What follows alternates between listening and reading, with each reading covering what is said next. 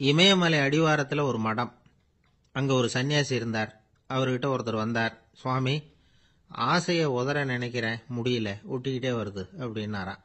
இப்படி உட்கார, ஒரு கதை சொல்கிறேன் அப்படின்னு சொல்லி அவர் சொல்ல ஆரம்பித்தாராம். அவர் சொன்ன கதை என்னன்னா, ஒரு ஊரில் ஒரு ஆள் இருந்தான். அவன் பேர் குப்புசாமி. அவன்கிட்ட எப்பவும் ஒரு பழைய தொப்பி இருக்கும், விடவே மாட்டான். அதனால் அவனை எல்லாரும் தொப்பி சாமி அப்படின்னு தான் கூப்பிடுறது வழக்கம். ஒரு புது தொப்பி வாங்கிக்கப்படாதாப்பா அப்படின்னு நண்பர்கள்லாம் சொல்லி பார்த்தாங்க. பணத்துக்கு எங்கே போவேன் அப்படின்னு விட்டானான். பணம் வச்சிருக்கான், செலவு பண்ண மனசு வரல. மகா கஞ்சன்.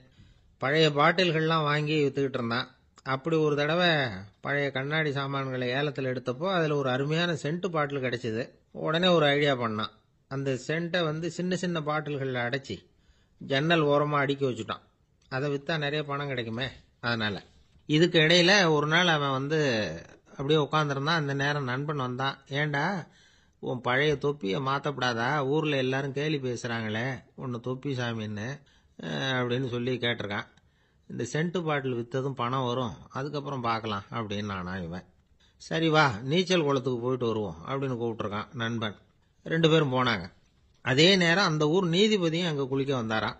அவர்கிட்ட இருந்தது விலை வசந்த ஒரு புது தொப்பி. அதை அங்கே இருந்த ஸ்டாண்டில் மாட்டிவிட்டு குளிக்க போனார். இதுக்கிடையில் குப்புசாமி குளிச்சுட்டு வந்தான். அவனுடைய பழைய தொப்பியை காணலை.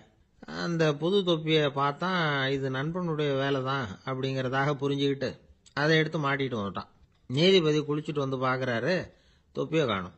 போலீஸில் புகார் கொடுத்தார். அவங்க தேடினாங்க. ஒரு மூலையில் பழைய தொப்பி கிடச்சிது. அடடா, இது நம்ம குப்புசாமியோட தொப்பி இல்லையா அப்படின்னு நானா ஒருத்தன். உடனே அவன் வீட்டுக்கு தேடிட்டு போயிருக்காங்க. அங்கே போய் பார்த்தா புது தொப்பி அங்கே இருக்குது.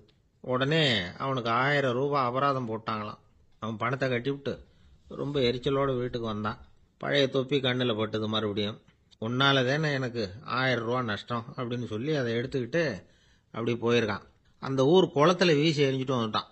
அது மீன் பிடிக்கிற ஒருத்தன் கையில் சிக்கிச்சு.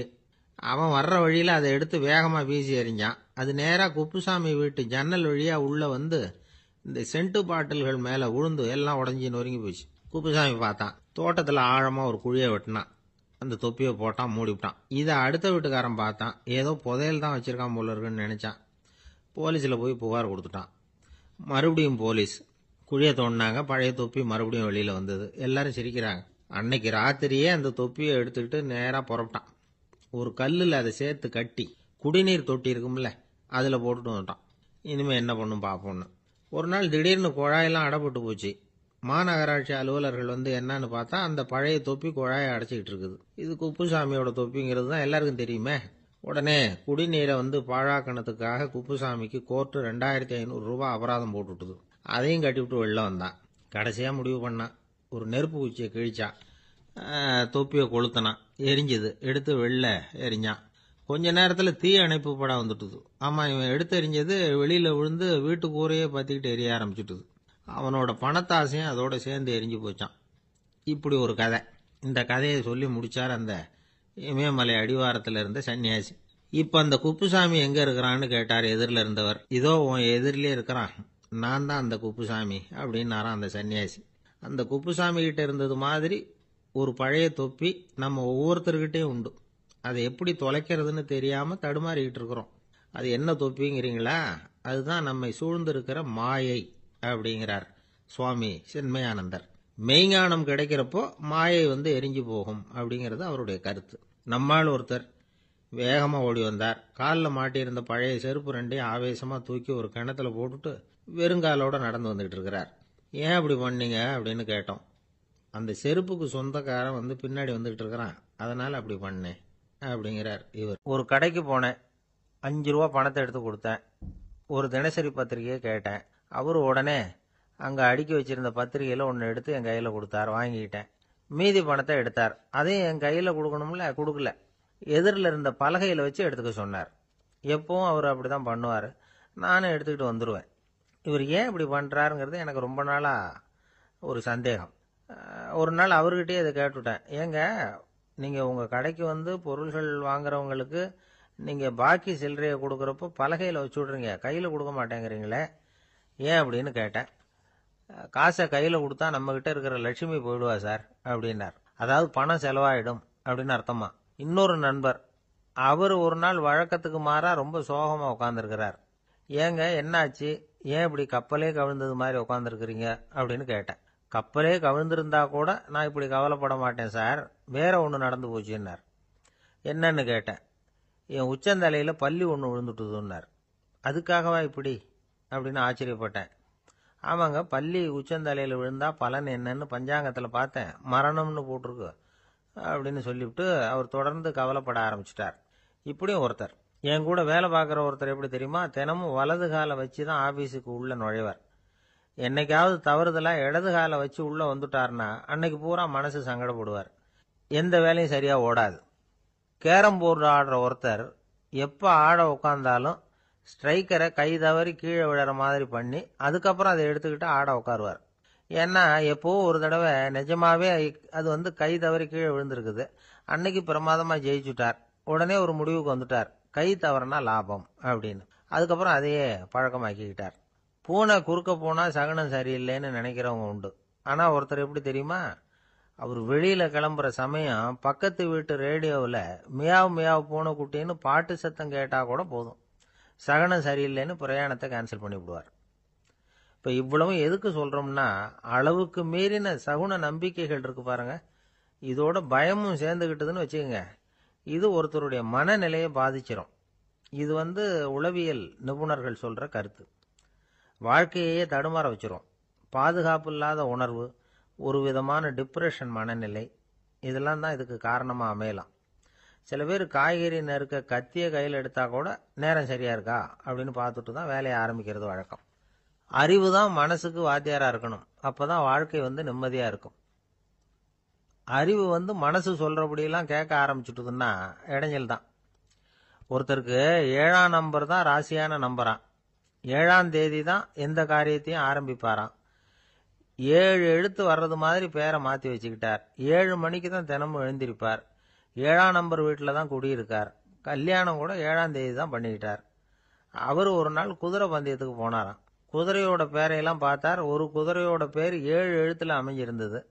7 தானே இவருக்கு அதிர்ஷ்ட நம்பர். அதனால உடனே அது பேரில் பணத்தை கட்டினார். பந்தயம் நடந்தது. என்ன சார் ஆச்சுன்னு கேட்டாங்க. நான் பணம் கட்டின அந்த என்னோட குதிரை 7ஆவதா சேர்ந்தது சார் அப்படின்னாராம் சோகமா. ஒரு ஊரில் ஒரு இளைஞன் இருந்தான். ஒரு நாள் அவன் ஒரு குருவை தேடிக்கிட்டு புறப்பட்டான். ஊரை விட்டு வெளியில் போனான். போகிற வழியில் ஒரு காடு. அந்த காட்டில் ஒரு மரத்தடியில் ஒரு பெரியவர் உட்காந்துருக்கிறார். அமைதியாக மௌனமாக அவர் அமர்ந்திருக்கிறார். இந்த பெரியவரை விசாரிக்கலாம், குருவை தேடி கண்டுபிடிக்கிறதுக்கு இவர் ஏதாவது ஒரு வழி சொல்லி கொடுப்பார் அப்படின்னு நினச்சிக்கிட்டு அவரை நெருங்கினான். ஐயா, எனக்கு ஒரு குரு தேவை, எங்கே கிடைப்பார், அவரை எப்படி அடையாளம் கண்டுபிடிக்கிறது, அதை பற்றி ஏதாவது விவரம் சொன்னீங்கன்னா நான் கண்டுபிடிச்சிக்குவேன் அப்படின்ட்டுருக்கான். பெரியவர் நிமிர்ந்து பார்த்தார். தம்பி, அது ரொம்ப சுலபம். அவர் வயசானவராக இருப்பார், என்னை விட சுமார் 30 வயசு அதிகமாக இருக்கும். அவர் ஒரு மரத்தடியில் தான் உட்காந்துருப்பார் அப்படின்ட்டுருக்கான். சரிங்க பெரியவரே, அது என்ன மாதிரியான மரம், எப்படி இருக்கும் அப்படின்னு கேட்டிருக்கான். பெரியவர் அந்த விவரங்களையும் சொல்லியிருக்கிறாரு. அது மட்டும் இல்லை, சந்திக்கிற நாள், நேரம், வினாடி முதற்கொண்டு எல்லா விவரங்களையும் துல்லியமாக சொன்னாராம்.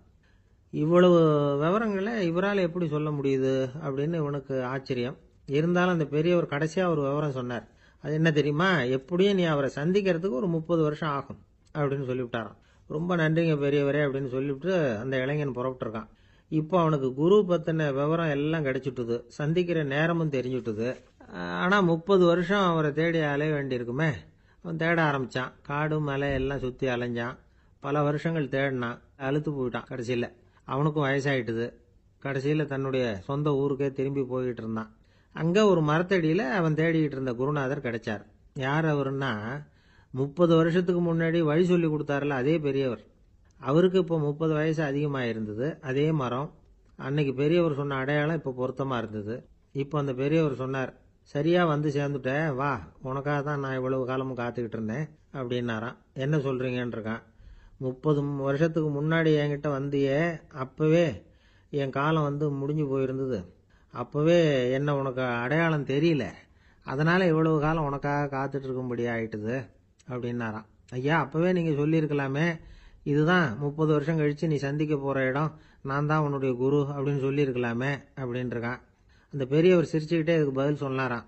நான் எவ்வளவோ விவரமாக தான் சொன்னேன், நீ சரியாக புரிஞ்சிக்கல. காரணம், அப்போ நீ போதுமான அளவுக்கு பக்குவம் பெற்றிருக்கவில்லை. அதனால புரியும் சக்தி இல்லாம போயிட்டுதப்போ 30 ஆண்டு காலம் நீ அலைஞ்சு திரிஞ்சிருக்கிற. அது காரணமா இப்போ உனக்கு அந்த பக்குவம் வந்துட்டுது.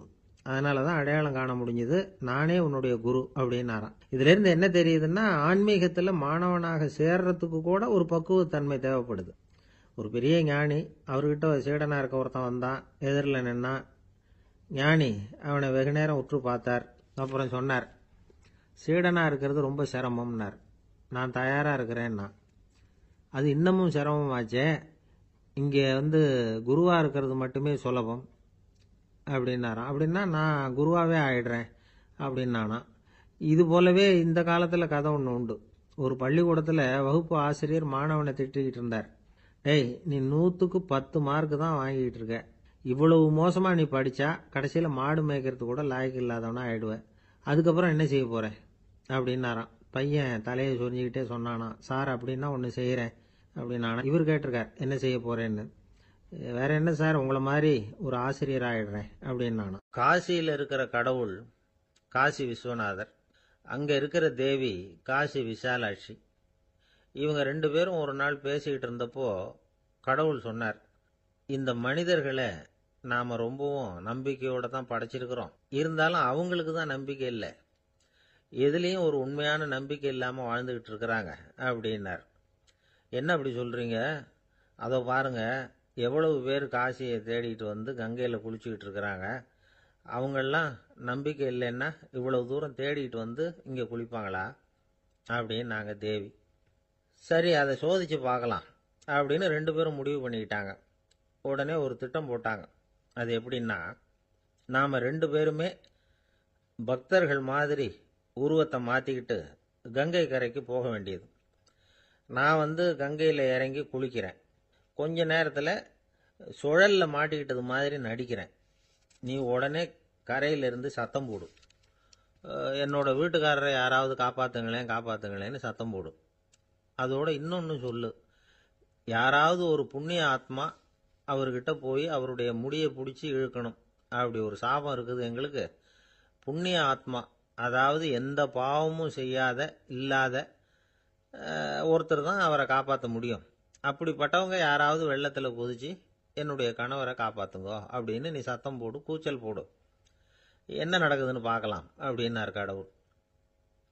சரின்னு சொல்லி 2 பேருமா சாதாரண பக்தர்கள் மாதிரி கங்கை கரைக்கு சேர்ந்தாங்க. அவர் இறங்கி குளிச்சார்.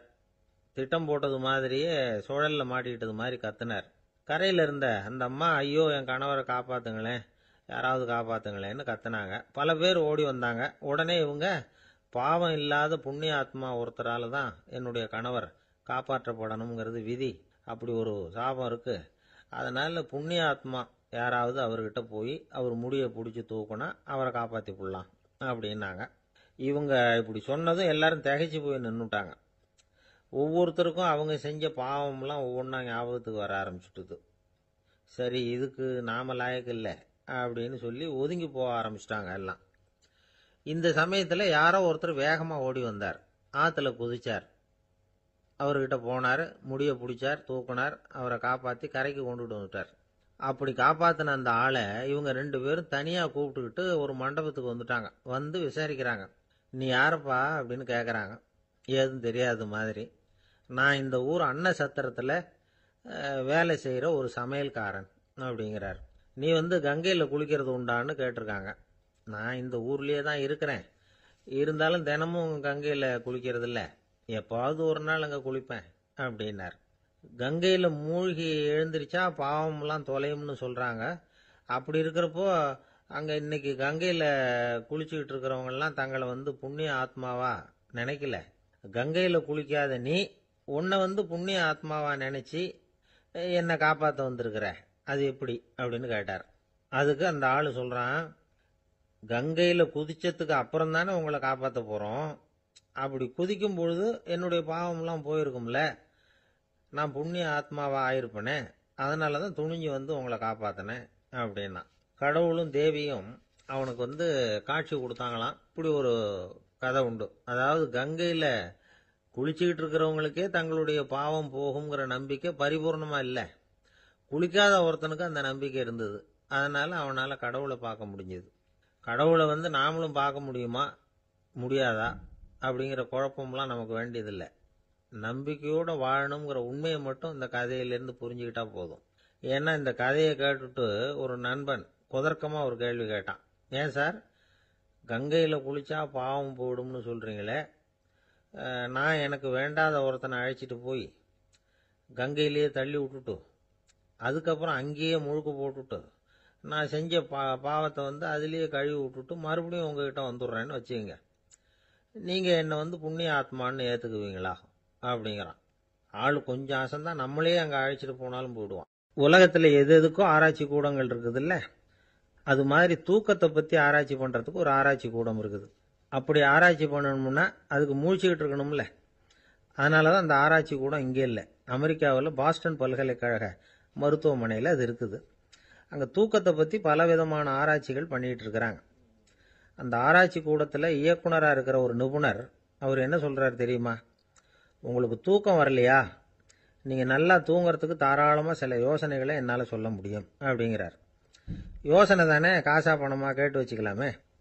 உணவு, மனநிலை, தூங்கும் இடத்தோட சூழ்நிலை, படுக்கைக்கு செல்றப்போ உள்ள பழக்க வழக்கங்கள், இது காரணமாக ஒருத்தருக்கு தூக்கம் வராமல் போகலாம். தூக்கம் வராததுக்கு இதுதான் காரணம்னா அதையெல்லாம் சுலபமாக கட்டுப்படுத்தலாங்கிறார் அவர். தூக்கத்தை வரவழைக்கக்கூடிய ஒரு நல்ல மருந்து உடற்பயிற்சி. ஆனால் ஒன்று, படுக்க போகிற நேரத்தில் இது மாதிரி உடற்பயிற்சிகள் எல்லாம் செய்யக்கூடாது. கொஞ்சம் முன்னாடி பகல்லையே இந்த பயிற்சிகளை செய்கிறது நல்லது. தூக்கம் வராமல் அவதிப்படுறவங்க பிற்பகல் நேரங்களில் காஃபி, டீ இது மாதிரி பானங்களை சாப்பிடக்கூடாது. மது அருந்துறது கூட தூக்கத்தை பாதிக்கும். வெது வெதுப்பான நீரில் குளிக்கிறது, தியானத்தில் ஈடுபடுறது, ஓய்வாக இருக்கிறது, படுக்கிறது, அதாவது படுக்கிறதுக்கு முன்னாடி ஒரு குவளை பால் சாப்பிட்றது, இதெல்லாம் தூக்கத்தை வரவழைக்கிறது ரொம்ப உதவியாக இருக்கும். இன்னொரு விஷயம் என்னென்னா, தூங்கி ஆகணுமேங்கிற கவலை வேண்டியதில்லை. அப்படி நினச்சி கவலைப்படுறதை விட்டுடணும். தூக்கம் வரலையா, உடனே படுக்கையை விட்டு எழுந்திருக்க வேண்டியது. வெளியில் வாங்க, வேறு ஏதாவது வேலையில் ஈடுபடுங்க, கொஞ்சம் நேரம் உலாவுங்க, அல்லது ஏதாவது ஒரு புஸ்தகத்தை எடுத்து படிங்க. களைப்பு ஏற்பட்டால் மறுபடியும் படுக்கைக்கு போங்க, தூக்கம் தானாக வந்துடும். ஒரு விஷயத்தை மட்டும் நல்லா ஞாபகத்தில் வச்சுக்கணும். படுக்கைக்கு போகிறப்போ உங்கள் மற்ற எல்லா பிரச்சனைகளையும் மறந்துடணும். அது எப்படி சார் முடியும், அந்த நேரம் தானே எல்லா பிரச்சனையும் வரிசையாக ஞாபகத்துக்கு வருது அப்படின்னு நாம் நினைக்கலாம். ஆனால் பழக்கத்தில் அதை நாம் மாற்றிக்க முடியும். கொஞ்சம் முயற்சி பண்ணணும், அவ்வளோதான். இது எல்லாமே ஆராய்ச்சி பண்ணி பார்த்துட்டு அந்த நிபுணர் சொல்கிற கருத்து தான். இன்னொரு விஷயமும் அவர் சொல்கிறார். அது என்னென்னா, உடல் கோளாறு காரணமாக தூக்கம் வராமல் அவதிப்படுறவங்களுக்கெல்லாம் இந்த யோசனைகள் சரியாக வராது அப்படிங்கிறார். அதுக்கெல்லாம் மருத்துவ சிகிச்சை கொடுத்து தான் சரி பண்ணணும். சில பேருக்கு நடு ராத்திரியில் மூச்சு திணறல் ஏற்பட்டு தூக்கம் வராமல் போயிடும். ஊரெல்லாம் தூங்குறப்போ தான் மட்டும் தூங்காமல் மூழ்கிட்டு இருக்கிறது, ஊரெல்லாம் மூழ்கிட்டு இருக்கிறப்போ தான் மட்டும் தூங்குறது, இது மாதிரி கோளாறுகளால் சில பேர் பாதிக்கப்படலாம். காலு தசை முறுக்கிக்கிறதுனால சில பேருக்கு அடிக்கடி இழிப்பு வரலாம். மன அழற்சி காரணமாக சில பேருக்கு தூக்கம் வராது. இது மாதிரி கோளாறுகளுக்கெல்லாம் அதுக்கு தகுந்த மாதிரி சிகிச்சை கொடுத்து தான் சரி பண்ண வேண்டியிருக்கும். எந்த கோளாறும் இல்லாமல் தூக்கம் வரலைன்னா ஆரம்பத்தில் சொன்ன முறைகளை கடைபிடிச்சு பார்க்கலாம். தூக்கம் வந்ததுன்னா யோசனை சொன்ன அந்த நிபுணருக்கு நன்றி சொல்லலாம். ஒருத்தர், ஏன் சார் பஸ்ஸில் தூங்குறது கெட்ட பழக்கமானு கேட்டார். இல்லையே, நான் கூட பஸ்ஸில் போகிறப்ப தூங்கிட்டு தானே போவேன் அப்படின்னார் இன்னொருத்தர். அப்புறம் ஏன் என்ன டிரைவர் வேலை வேணாம்னு வீட்டுக்கு அனுப்பி வச்சுட்டாங்க அப்படின்னாராம் அவர். ஜவஹர்லால் நேரு பிரதமராக இருந்த சமயம் அவர் ஒரு தடவை சென்னைக்கு வந்திருக்கிறார். இங்கே சில முக்கிய நிகழ்ச்சிகளில் கலந்துக்கிறதுக்காக வந்திருந்தார். ஆளுநர் மாளிகையில் ஒரு நாள் ராத்திரி தங்கி மறுநாள் புதுடெல்லி புறப்படுறதாக ஏற்பாடு. நிகழ்ச்சியிலெல்லாம் முடிச்சுக்கிட்டு ஆளுநர் மாளிகையில் தங்கி இருக்கிறார். அன்றைக்கு இரவு படிக்கிறதுக்கு ஒரு முக்கியமான புத்தகம் அவருக்கு தேவைப்பட்டது. அந்த சமயத்தில் உலக அளவில் ஒரு முக்கியமான பொருளாதாரம் சம்பந்தமான ஒரு புத்தகம் வெளியாகி இருக்கிற விஷயம் அவருக்கு தெரியும். அந்த புத்தகம் மெட்ராஸுக்கு வந்திருக்குமா, அது இங்கே கிடைக்குமா அப்படின்னு விசாரிச்சிருக்கிறார் நேருஜி. அவர் இப்படி கேட்ட உடனே அங்கே இருந்தவங்கெல்லாம் ரொம்ப பரபரப்பாக செயல்பட ஆரம்பிச்சுட்டாங்க. முக்கியமான இடங்கள்ல எல்லாம் விசாரிச்சிருக்கிறாங்க, அந்த புத்தகம் உங்ககிட்ட இருக்கான்னு. சென்னையில் உள்ள கன்னிமாரா நூல் நிலையத்துக்கு எப்படியும் அந்த புத்தகம் வந்திருக்கணும் அப்படின்னு ஒரு நம்பிக்கை. அங்கே விசாரித்தாங்க. அந்த புத்தகம் 2 நாளைக்கு முன்னாடி தான் அங்கே வந்திருக்குது அப்படிங்கிற விஷயம் தெரிஞ்சுது. உடனே எல்லாரும் அங்கே ஓடினாங்க.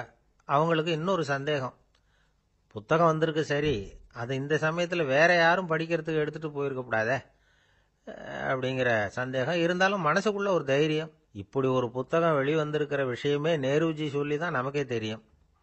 அதுவும் இல்லாமல் உலக பொருளாதாரம் சம்பந்தமான ஏதோ ஒரு புத்தகம் அது. அதை போய் இந்த நேரத்தில் அவ்வளவு ஆர்வமாக யார் எடுத்துகிட்டு போயிட போகிறாங்க அப்படிங்கிற தைரியம். இந்த தைரியத்தோடு அந்த நூல் நிலையத்துக்கு ஓடினாங்க. புத்தகத்தை தேடுனா அது கிடைக்கல. யாரோ எடுத்துகிட்டு போயிருக்கிறாங்க. நேருவுக்கு மட்டுமே தெரிஞ்சிருந்த அந்த புத்தகம் பற்றின விஷயம் சென்னையில் வேற ஒருத்தருக்கும் தெரிஞ்சிருக்குது. உடனே எல்லாரும் பரபரப்பா அந்த அதுக்குன்னு இருக்கிற ரிஜிஸ்டர் இருக்குல்ல, பதிவேடு, அதை புரட்டி பார்க்குறாங்க யார் எடுத்துகிட்டு போகிறாங்கன்னு தெரிஞ்சுக்கிறதுக்காக. எடுத்துகிட்டு போனவங்க அதில் கையெழுத்து போட்டிருப்பாங்கல்ல, அதை பார்த்து யாருன்னு தெரிஞ்சுக்கலாம் அப்படிங்கிறதுக்காக தான் அதை புரட்டுறாங்க. அதோ அந்த புத்தகத்தோட பேர் பக்கத்தில் அதை எடுத்துக்கிட்டு போனவங்க கையெழுத்து உத்து பார்க்குறாங்க எல்லாரும். அதில் போட்டிருக்குது பேர் CN அண்ணாதுரை அப்படின்னு எழுதியிருந்தது. அவர் தான் பேரறிஞர் அண்ணா. நேரு படிக்க விரும்பின ஒரு புத்தகத்தை அதே நேரம் படிக்க விரும்பின இன்னொரு தலைவர் இவர். படிக்கிறதுல அவருக்கு இருந்த ஆர்வத்தை நாம் தெரிஞ்சுக்கணும்னா அதுக்கு எவ்வளவோ சம்பவங்கள் இருக்கு. கடைசி காலத்தில் அவர் அடையாறு மருத்துவமனையில் படுத்திருக்கிறார். அவருக்கு ஒரு முக்கியமான அறுவை சிகிச்சை செய்ய வேண்டியிருக்குது அவசரமாக. அமெரிக்காவிலேருந்து டாக்டர் மில்லர் வந்திருக்கிறார். அவர்கிட்ட கேட்குறார், டாக்டர் நாளைக்கே அறுவை சிகிச்சை செய்ய போறீங்களா அப்படின்னு. ஆமாங்கிறார் டாக்டர் மில்லர். நாளைக்கு மறுநாள் செஞ்சுக்கிறேனே அப்படின்னாரான் அண்ணா. ஏன் ஏதாவது நாள் பார்க்குறீங்களான்னு கேட்டிருக்கார். இல்லை, ஒரு புத்தகத்தை படிச்சுக்கிட்டு இருக்கிறேன், அதை நாளைக்குள்ளே முடிச்சிருவேன், அதுக்கப்புறம் நான் இறந்தாலும் கவலை இல்லை அப்படின்னாரான் இவர். அவர் தான் அறிஞர் அண்ணா. சங்ககால நூல்கள்லேருந்து சமீபத்தில் வந்த நூல்கள் வரைக்கும் எல்லாம் அவர் படிச்சிருக்கிறார். ஒரு திருமண விழாவில் அவர் பேசும்பொழுது சொன்ன விஷயம் இது. சங்க காலத்தில் காதலியை மணக்க விரும்புகிறவனுக்கு அவனுடைய தந்தை வீர சோதனைகள்லாம் வைப்பாரு. போய் புலிப்பல்லு கொண்டுகிட்டு வா, அப்போதான் என் பொண்ணை கொடுப்பேன் அப்படின்னு சொல்லுவார். காதலன் உடனே காட்டுக்கு போவான், ஒரு புலியை கொன்று அதனுடைய பல்லை கொண்டுகிட்டு வருவான். அதை வீர பதக்கத்தில் பதிச்சு அவனுக்கு மாமனார் சூட்டுவார் கல்யாண சமயத்தில். இப்போலாம் காதலன் கிட்ட அப்படி சொல்ல முடியாது. இப்போலாம் காதலன் கிட்ட காட்டுக்கு போய் புலிப்பல்லு கொண்டுகிட்டு வான்னு யாராவது சொன்னா புலி தான் மாப்பிள்ளையா வந்து சேரும் அப்படின்னார். வாழ்க்கையில் சில சந்தர்ப்பங்களில் நாம் சில அவமானங்களை சந்திச்சே தீர வேண்டியிருக்கு. என்ன பண்ணுறது, காலம் அப்படி. அவமானப்படுறவங்க உடனே அடங்கி போயிடுறது தான் உலக வழக்கம். அவமானப்பட்டால் உடனே சீறி எழறவங்களும் உண்டு. ஆனால் அதையே ஒரு சவாலாக எடுத்துக்கிட்டு முன்னுக்கு வர்றவங்களும் சில பேர் இருக்கிறாங்க. அவங்க ரொம்ப அபூர்வம். இன்னைக்கு மனோதத்துவ நிபுணர்கள்லாம் என்ன சொல்கிறாங்க தெரியுமா? அவமானப்பட்டுட்டா உடனே அடங்கி போயிடக்கூடாதான். அதையே ஒரு சவாலாக எடுத்துக்கிட்டு மனசில் ஒரு வைராக்கியத்தோட முயற்சி பண்ணினா வாழ்க்கையில் எல்லாரும் முன்னேறலாமா. அவமானம்ங்கிறத நாம் வைராக்கியமாக மாற்றிக்கணும். அதுதான் வெற்றிக்கு வழி. ராமர் இந்த பூமியில் பிறந்ததே ஒரு வைராக்கியத்தினால தான் சார் அப்படின்னார் ஒருத்தர். எப்படிங்க அது அப்படின்னு கேட்டேன். அவர் சொன்னார், தசரதருக்கு ராமர் குழந்தையா பிறக்கணும், அப்போ தான் இங்கே இருக்கிற கஷ்டங்கள்லாம் நீங்கும் அப்படின்னு சர்வ லோகமும் எதிர்பார்த்துக்கிட்டு இருக்குது. ஆனால் அவர் எப்போ பிறப்பார் அப்படின்னு யாருக்கும் தெரியல. அந்த காரியம் சீக்கிரம் நடக்கணுமே, அதுக்கு என்ன பண்ணுறது? நாரதர் வந்தார் ஒரு நாள் தசரதரை தேடி. தசரதா, உனக்கு ஒரு செய்தி தெரியுமான்னு ஆரம்பித்தார். அவர் எப்பவும் இப்படித்தானே ஆரம்பிக்கிறது வழக்கம். என்ன விஷயம்னு கேட்டார் தசரதர். தசரதா, நீ அடிக்கடி உன்னோட தேரில் ஏறிக்கிட்டு தேவலோகத்துக்கு போகிற, அங்கே போகிற வர்ற எல்லாம் பண்ணிகிட்டு இருக்க, எல்லாம் சரி. தேவலோகத்திலையும் உன்னை நல்லபடியாக தான் வரவேற்கிறாங்க. தேவேந்திரன் உன்னை பிரியமாக அழைச்சிட்டு போய் தன்னுடைய அரியாசனத்திலேயே தனக்கு பக்கத்திலேயே உட்கார வைக்கிறான். நீயும் சந்தோஷமாக உட்காந்து பேசிவிட்டு வந்துடுற. ஆனால் நீ இங்கே வந்ததுக்கு அப்புறம் அங்கே என்ன நடக்குது தெரியுமா உனக்கு அப்படின்னாரான் நாரதர். என்ன நடக்குது எனக்கு ஒன்றும் தெரியலையே அப்படின்னாரான் தசரதர். நாரதர்கிட்ட கிட்டத்தில் கேட்டிருக்கார், கொஞ்சம் சொல்லுங்கள் என்னது அப்படின்னு. அவர் நெருங்கி வந்தாரான் நாரதரும். மெதுவாக அவர் காதோட காதாக சொன்னாராம். அதாவது நம்ம பாஷையில் சொல்லப்போனால் பற்ற வைக்கிறார். நீ அங்கே தேவேந்திரங்கிட்ட உட்காந்து பேசிவிட்டு வந்த பிறகு நீ அங்கே உட்காந்துருந்த அரியாசனத்தை தண்ணி ஊற்றி கழுவி சுத்தப்படுத்துகிறாங்க. நீ என்ன அந்த அளவுக்கு சுத்தம் இல்லாத ஆளா, தினம் குளிக்காமையாக இருக்கிற அப்படின்னாராம். தசரதருக்கு இது ரொம்ப அவமானமாக போயிட்டுது. அப்படியே செய்கிறாங்க அப்படின்னாராம். ஆமாம், நீ வேணும்னா நான் சொல்கிறது உண்மையா இல்லையா அப்படின்னு சோதனை பண்ணி பார்த்துக்கோ அப்படின்னாரான் நாரதர். உடனே தசரதர் இதுக்காகவே புறப்பட்டு தேவலோகம் போனார். அங்கே வழக்கம் போலவே இவரை கூப்பிட்டு உட்கார வச்சு பேசிக்கிட்டு இருந்தான் தேவேந்திரன். கொஞ்ச நேரம் பேசிக்கிட்டு இருந்துட்டு சரி நான் கிளம்புறேன்னு புறப்பட்டார். சரி, அவனும் வாசல் வரைக்கும் வந்து வழி அனுப்பி வச்சுட்டு உள்ளே போயிட்டான். தசரதர் வெளியில் கொஞ்ச நேரம் மறைஞ்சி இருந்துட்டு மெதுவாக உள்ளே எட்டி பார்த்தார் என்ன நடக்குதுன்னு. நாரதர் சொன்னது உண்மைதான். தசரதர் உட்கார்ந்திருந்த ஆசனத்தை அங்கே 2 தேவர்கள் கழுவி சுத்தப்படுத்திக்கிட்டு இருக்கிறாங்க. தசரதரால் இதை தாங்கிக்க முடியல. அவருக்கு ரொம்ப அவமானமாக போச்சு. நேராக கிடுகிடுன்னு தேவேந்திரங்கிட்டே போனார். நான் உட்கார்ந்திருந்த இருக்கையை சுத்தம் பண்ணுறியே, நான் என்ன அந்த அளவுக்கு பாவியா அப்படின்னு கேட்டார். ரொம்ப கோபமாக கேட்டார். தசரதரே, மனுஷனுக்கு 3 கடன்கள் உண்டு. தேவ கடன், ரிஷி கடன், பித்ரு கடன். இதை தீர்க்காதவன் பாவியாகிறான். இதில் மகனை பெறுவதால் தான் பித்ரு கடன் தீரும். உனக்கு மகன் கிடையாது, அதனால நீ பாவியாகிற. பாவி உட்கார்ந்திருந்த இடம்ங்கிறதுனால அதை சுத்தம் செய்ய வேண்டியது எங்கள் கடமை அப்படின்னு நானா தேவேந்திரன். இந்த இடத்துல தசரதருக்கு ஏற்பட்ட அவமானம் ஒரு வைராக்கியமாக மாறிச்சு. தேவேந்திரனே கேட்டுக்கோ, ஒரு மகனை பெற்ற பிறகுதான் இந்த சபையில் மறுபடியும் அடி எடுத்து வைப்பேன் அப்படின்னு சொல்லிவிட்டு போயிட்டாராம். போய் புத்திர காமேஷ்டி யாகம் பண்ணார். புத்திரர்கள் பிறந்தார்கள். இந்த கதையில் உள்ள கருத்து என்னன்னா, தேவேந்திரன் தசரதரை அப்படி அவமானப்படுத்தலைன்னா அவருக்கு இப்படி ஒரு வைராக்கியம் பிறந்திருக்குமா? யோசிச்சு பார்க்கணும். நமக்கு ஏற்படுகிற சில அவமானங்களையும் வைராக்கியமாக மாற்றிக்குவோம். அப்படி மாற்றிக்கிட்டோம்னா வாழ்க்கையில் வந்து முன்னேறலாம். நம்ம ஆளுங்க சில பேர் அவமானத்தை வந்து வைராக்கியமாக மாற்றிக்கிறது எப்படி தெரியுமா? நம்மகிட்ட ஒரு பையன் சொன்னான், எங்கள் அப்பா என்னை எல்லாருக்கும் முன்னாடி வச்சு திட்டிவிட்டார், பொறுப்பு இல்லாமல் ஊர் சுற்றுறேன்னு சொல்லி அவமானப்படுத்தி விட்டார். இனிமேல் நீ என் முகத்திலேயே முழிக்காதரா போடான்னு வேற சொல்லிவிட்டார். எனக்கு ரோஷம் வந்துட்டுது. அந்த அவமானத்தை வைராக்கியமாக மாற்றிக்கிட்டேன். அன்னையிலேருந்து அவர் முகத்திலேயே முழிக்கிறது இல்லை அப்படின்னா. அப்படியான்னு கேட்டோம். ஆமாங்க, அவர் வீட்டில் இல்லாத நேரமாக பார்த்து உள்ள சமையல் கட்டுக்கு போய் சாப்பிட்டுட்டு நைஸாக வெளியில் வந்துடுவேன் அப்படிங்கிறான் அவன். ஒரு ஊரில் ஒரு ராஜா இருந்தார். அவர் ஒரு பூனை வளர்த்தார்.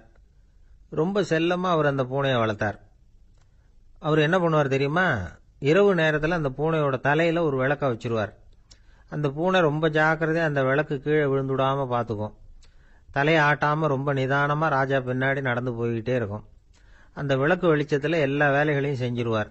கையில் ஒரு விளக்கை தனியாக எடுத்துகிட்டு போக வேண்டிய அவசியமே இல்லை. விளக்கை தூக்கிட்டு போகிற வேலையை அந்த பூனை பார்த்துக்கும். அதனால் ராஜாவுக்கு அந்த பூனை மேலே ரொம்ப பிரியம். மந்திரிகளையெல்லாம் கூப்பிட்டு அவங்கக்கிட்ட சொல்லுவார், பார்த்தீங்களா இந்த பூனை எவ்வளவு விசுவாசமாக நடக்குது, என் பேரில் எவ்வளவு மரியாதை பார்த்தீங்களா அதுக்கு அப்படிம்பார். இதை கேட்டுவிட்டு அங்கிருந்த அமைச்சர்களில் ஒருத்தர் சொன்னார், மன்னா நீங்கள் சொல்கிறது சரிதான், இருந்தாலும் இந்த பூனையோட விசுவாசத்தை நாம் கொஞ்சம் சோதித்து பார்க்க வேண்டியிருக்கு அப்படின்னாராம். சரி, உங்கள் ஆசையை ஏன் கெடுக்கணும், நல்லா சோதிச்சு பாருங்க அப்படின்னு சொல்லிவிட்டார் ராஜா. உடனே அந்த அமைச்சர் என்ன பண்ணார் தெரியுமா? எங்கேயோ புறப்பட்டு போனார். ஒரு 5-6 எலிகளை பிடிச்சிக்கிட்டு வந்தார். அரண்மனையில் ராஜா ஏதோ வேலை பார்த்துக்கிட்டு இருக்கிறாரு. பக்கத்தில் அந்த பூனை ரொம்ப பணிவாக நின்றுக்கிட்டு இருக்குது. அது தலையில் விளக்கு எரிஞ்சிக்கிட்டு இருக்கு. அமைச்சர் தான் பிடிச்சிக்கிட்டு வந்த எலிகளை அந்த பூனை பார்வையில் படுறது மாதிரி எதிரில் விட்டார். அந்த எலிகள்லாம் அங்கேயும் இங்கேயும் ஓட ஆரம்பிச்சுது. அதை பார்த்தது பூனை, அவ்வளவுதான். தலையில் இருக்கிற விளக்கை பற்றியும் கவலைப்படலை, ராஜாவை பற்றியும் கவலைப்படல. ஒரே பாய்ச்சலாக பாஞ்சு எலிகளை துரத்த ஆரம்பிச்சுட்டுது. தலையில் இருந்த விளக்கு எங்கேயோ போய் விழுந்தது, அணைஞ்சு போச்சு. இருட்டில் ராஜா தடுமாற ஆரம்பிச்சுட்டார்.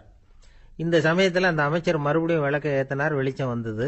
அதுக்கப்புறம் அந்த அமைச்சர் பேசினார், அரசே, பூனையோட விசுவாசத்தை பார்த்தீங்களா? எலி அது கண்ணில் படுற வரைக்கும் தான் விசுவாசமாக இருந்தது. அது மாதிரி எலியை பார்த்ததும் எல்லாத்தையும் விட்டுட்டு அதை துரத்த ஆரம்பிச்சுட்டு பார்த்தீங்களா? தான் அந்த பூனையை பற்றி நினைச்சது தப்புங்கிறது அதுக்கப்புறம் தான் அந்த ராஜாவுக்கு புரிஞ்சுதான். சரி, இப்போ எதுக்கு இந்த கதையெல்லாம் அப்படிங்கிறீங்களா? இந்த பூனை மாதிரி தான் நம்ம மனசும். மனசை எவ்வளவுதான் பயிற்சி கொடுத்து பக்குவமாக வச்சிருந்தாலும் பார்க்கறதுக்கு பரமசாது மாதிரி தான் இருக்கும். பார்க்க வேண்டியதை பார்த்துட்டுதுன்னா பாஞ்சிரும். இந்த பூனை மாதிரி புலன் இன்ப பொருள்கள் கிட்டாத வரைக்கும் மனம் அடங்கி இருக்கிறது மாதிரி தான் தெரியும். கொஞ்சம் வாய்ப்பு கிடைச்சாலும் அது குதிக்க ஆரம்பிச்சிரும், தப்பு பண்ண ஆரம்பிச்சிரும். பெரிய பெரிய முனிவர்கள் வாழ்க்கையில் நடந்த வீழ்ச்சி இதை தான் நிரூபிக்குது. புலன்களின் ஆற்றல் அதிகம். அதனால மனக்கட்டுப்பாடு பயிற்சிகளில் ரொம்ப எச்சரிக்கையா இருக்கணுங்கிறார் சுவாமி சிவானந்தர். மது பழக்கத்தையே விட்டுட்டேன்னு உறுதியா இருப்பான். கடை கண்ணில் பட்டுட்டுதுன்னா கால் அவனை கேட்காமலே இழுத்துக்கிட்டு உள்ள போயிடும். இதுதான் மனசுங்கிறது. அதுதான் அந்த ராஜா வளர்த்த பூனை. நம்மால் ஒருத்தன் அந்த ராஜா பூனை தலையில விளக்க வச்சது மாதிரி இவன் தன்னுடைய தலையிலேயே ஒரு விளக்க ஏற்றி வச்சுக்கிட்டு என்னத்தையோ தேட ஆரம்பிச்சான். தேடிக்கிட்டு இருக்கிறான். தலையை ஆட்டாம நிதானமா நடந்து ரொம்ப நேரமா தேடிட்டு இருக்கிறான். அந்த சமயம் அங்க வந்த ஒருத்தர், என்னத்தை தேடுறீங்கன்னு கேட்டார். அதுதான் மறந்து போச்சு அப்படின்னு இழுத்தான். சரி, கொஞ்சம் இப்படி உட்காருங்க, ஞாபகம் வந்ததும் தேட ஆரம்பிக்கலாம் அப்படின்னாரு அவரு. இவன் கொஞ்ச நேரம் உட்காந்து யோசிச்சான். அப்புறம் திடீர்னு எழுந்திருச்சான். ஞாபகம் வந்துட்டுதுன்னா. என்னன்னு கேட்டார். எங்க வீட்டில் இருந்த விளக்க எங்க வச்சேன்னு தெரியல, அதுதான் தேடிட்டு இருக்கிறேன், ஏற்றி வைக்கலாம்னு பார்க்கறேன் அப்படின்னா. ஒரு விவசாயி விதைக்கிறதுக்காக வயல்வெளி பக்கம் போறார். விதைகளை அள்ளி வீசினார்.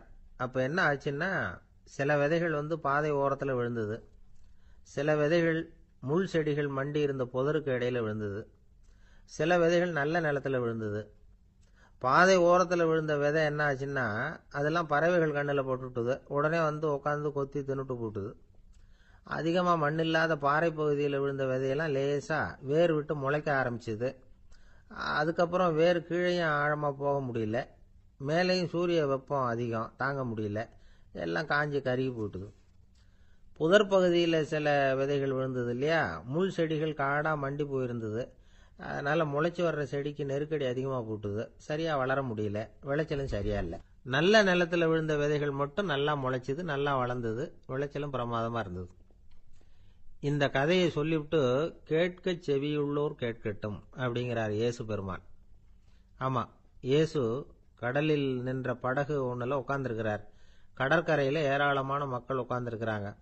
அந்த சமயத்தில் தான் இயேசு ஓமைகள் மூலமாக மக்களுக்கு பல உண்மைகளை சொல்லிட்டு இருக்கிறார். மக்கள் அந்த கதையை கேட்டுட்டு ஒன்றும் புரியாமல் முழிக்கிறாங்க. அதை கவனித்த இயேசு அந்த ஓமையை விளக்க ஆரம்பித்தார். இதில் அந்த விதைக்கிறவர் தான் இறைவன். அவருடைய வார்த்தைகளை விதைக்கிறார். அந்த வார்த்தைகளை கேட்கிற மக்கள் அந்த விழுந்த விதைகள் மாதிரி 4 வகையானவர்கள். சில பேர் பாதை ஓரத்தில் விழுந்த விதைகள் மாதிரி. இறைவன் வார்த்தைகளை அவங்க கேட்குறாங்க, ஆனால் தீய எண்ணங்கள் செய்கைகள் மூலமாக விதைக்கப்பட்ட வார்த்தைகள் அழிஞ்சு போடுது. இறைவன் வார்த்தைகளை கேட்ட உடனே மகிழ்ந்து போய் உடனே சில பேர் அதை ஏற்றுக்கிறாங்க. இவங்கெல்லாம் அந்த பாறை பகுதியில் விழுந்த விதைகள் மாதிரி. அதனால் இவங்கெல்லாம் வேறு இல்லாதவங்க. கொஞ்ச காலத்துக்கு இறை வார்த்தைகளுக்கு கீழ்ப்படிந்து நடப்பாங்க. அதனால் ஏதாவது இடைஞ்சல் ஏற்பட்டால் உடனே தடுமாறுவாங்க. தங்கள்கிட்ட இருக்கிற நல்ல பண்புகளை விட்டுட்டு பாவ வழிகளுக்கு போயிடுவாங்க. முள் செடிகளுக்கு இடையில விழுந்த விதைகள் மாதிரி உள்ளவங்க யாருன்னா, இவங்களுக்கு உலக கவலை உண்டு, செல்வத்தின் மீது மயக்கம் உடையவர்கள். உலக ஆசைகள் இவங்களுக்குள்ள பூந்துடுறதுனால அங்கே இருக்கிற நல்ல பண்புகள் மறைஞ்சு போயிடுது. அதனால் அவங்களும் உபயோகம் இல்லாதவங்களா ஆயிடுறாங்க. நல்ல மனிதர்கள் நல்ல நிலத்தில் விழுந்த விதைகளுக்கு ஒப்பானவர்கள். இவங்க இறை வார்த்தையை கேட்குறாங்க, அதை ஏற்றுக்கிறாங்க, அவங்களும் நல்லபடியாக வாழுறாங்க, அடுத்தவங்களுக்கும் உபயோகமாக இருப்பாங்க. இதுதான் இயேசு சொன்ன விளக்கம். நல்ல வார்த்தைகளை கேளுங்கள், நல்ல வார்த்தைகளை ஏற்றுக்கொள்ளுங்கள், அடுத்தவங்களுக்கு உபயோகமாக இருங்க. இதுதான் பெரியவங்கள்லாம் நமக்கு சொல்லுகிற உபதேசம். ஒரு அப்பா தன்னுடைய மகனுக்கு உபதேசம் பண்ணார். இதை பாருப்பா, நல்ல வார்த்தைகளை கேட்கணும், எப்போதுமே மகன் அப்பா பேச்சை கேட்கறது நல்லது அப்படின்னாராம். நீ ஏதாவது ஒரு தப்பு பண்ணா என் தலையில ஒரு முடி நரைச்சி வெள்ளையா போடும்பா, நீ செய்யற ஒவ்வொரு தப்புக்கும் என் தலையில ஒவ்வொரு முடி வெள்ளையாயிடும் அப்படின்னாராம்.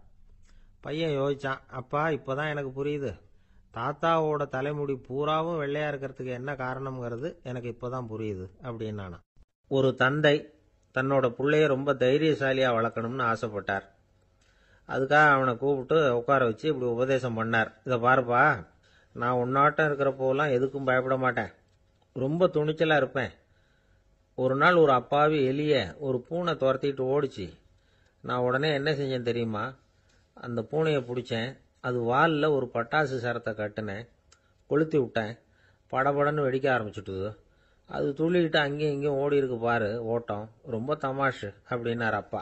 இப்படி சொல்லிவிட்டு பையனை பார்த்து, இதை கேட்கறதுக்கு உனக்கும் துணிச்சல் வருதா, நான் என்னுடைய செயலை நீ கேட்குறப்போ உனக்கு துணிச்சல் வருதா அப்படின்னு கேட்டார். வருதுன்னா பையன். எப்படின்னா அப்படிங்கிற விவரத்தையும் சொன்னான் அவன். அதாவது, எலியை விரட்டினத்துக்காக பூனை வாலில் பட்டாசு கொளுத்துனீங்க நீங்க, பூனையை விரட்டினத்துக்காக உங்க கழுத்துல பட்டாசு சரத்தை மாட்டினா என்னன்னு தோணுது எனக்கு அப்படின்னா பையன். பையனோட துணிச்சல் அப்பாவே நடுங்க வச்சுட்டுது. அது சரி, ஒரு அப்பா பிள்ளைக்கு இப்படியா உபதேசம் பண்றது? எல்லாருக்கிட்டையும் அன்பா பழகிறது எப்படி அப்படின்னு சொல்லி கொடுக்கணும். பிஞ்சு உள்ளங்கள்ல நஞ்ச தூவலாமா? ஒரு நாள் விநாயகர் ஒரு பூனையோட விளையாடிக்கிட்டு இருந்தாராம். அப்படி ஆசையாக விளையாடிக்கிட்டு இருந்தப்ப அவரோட கை நகம் தவறுதெல்லாம் பூனையோட முகத்தில் பட்டுட்டு தான்.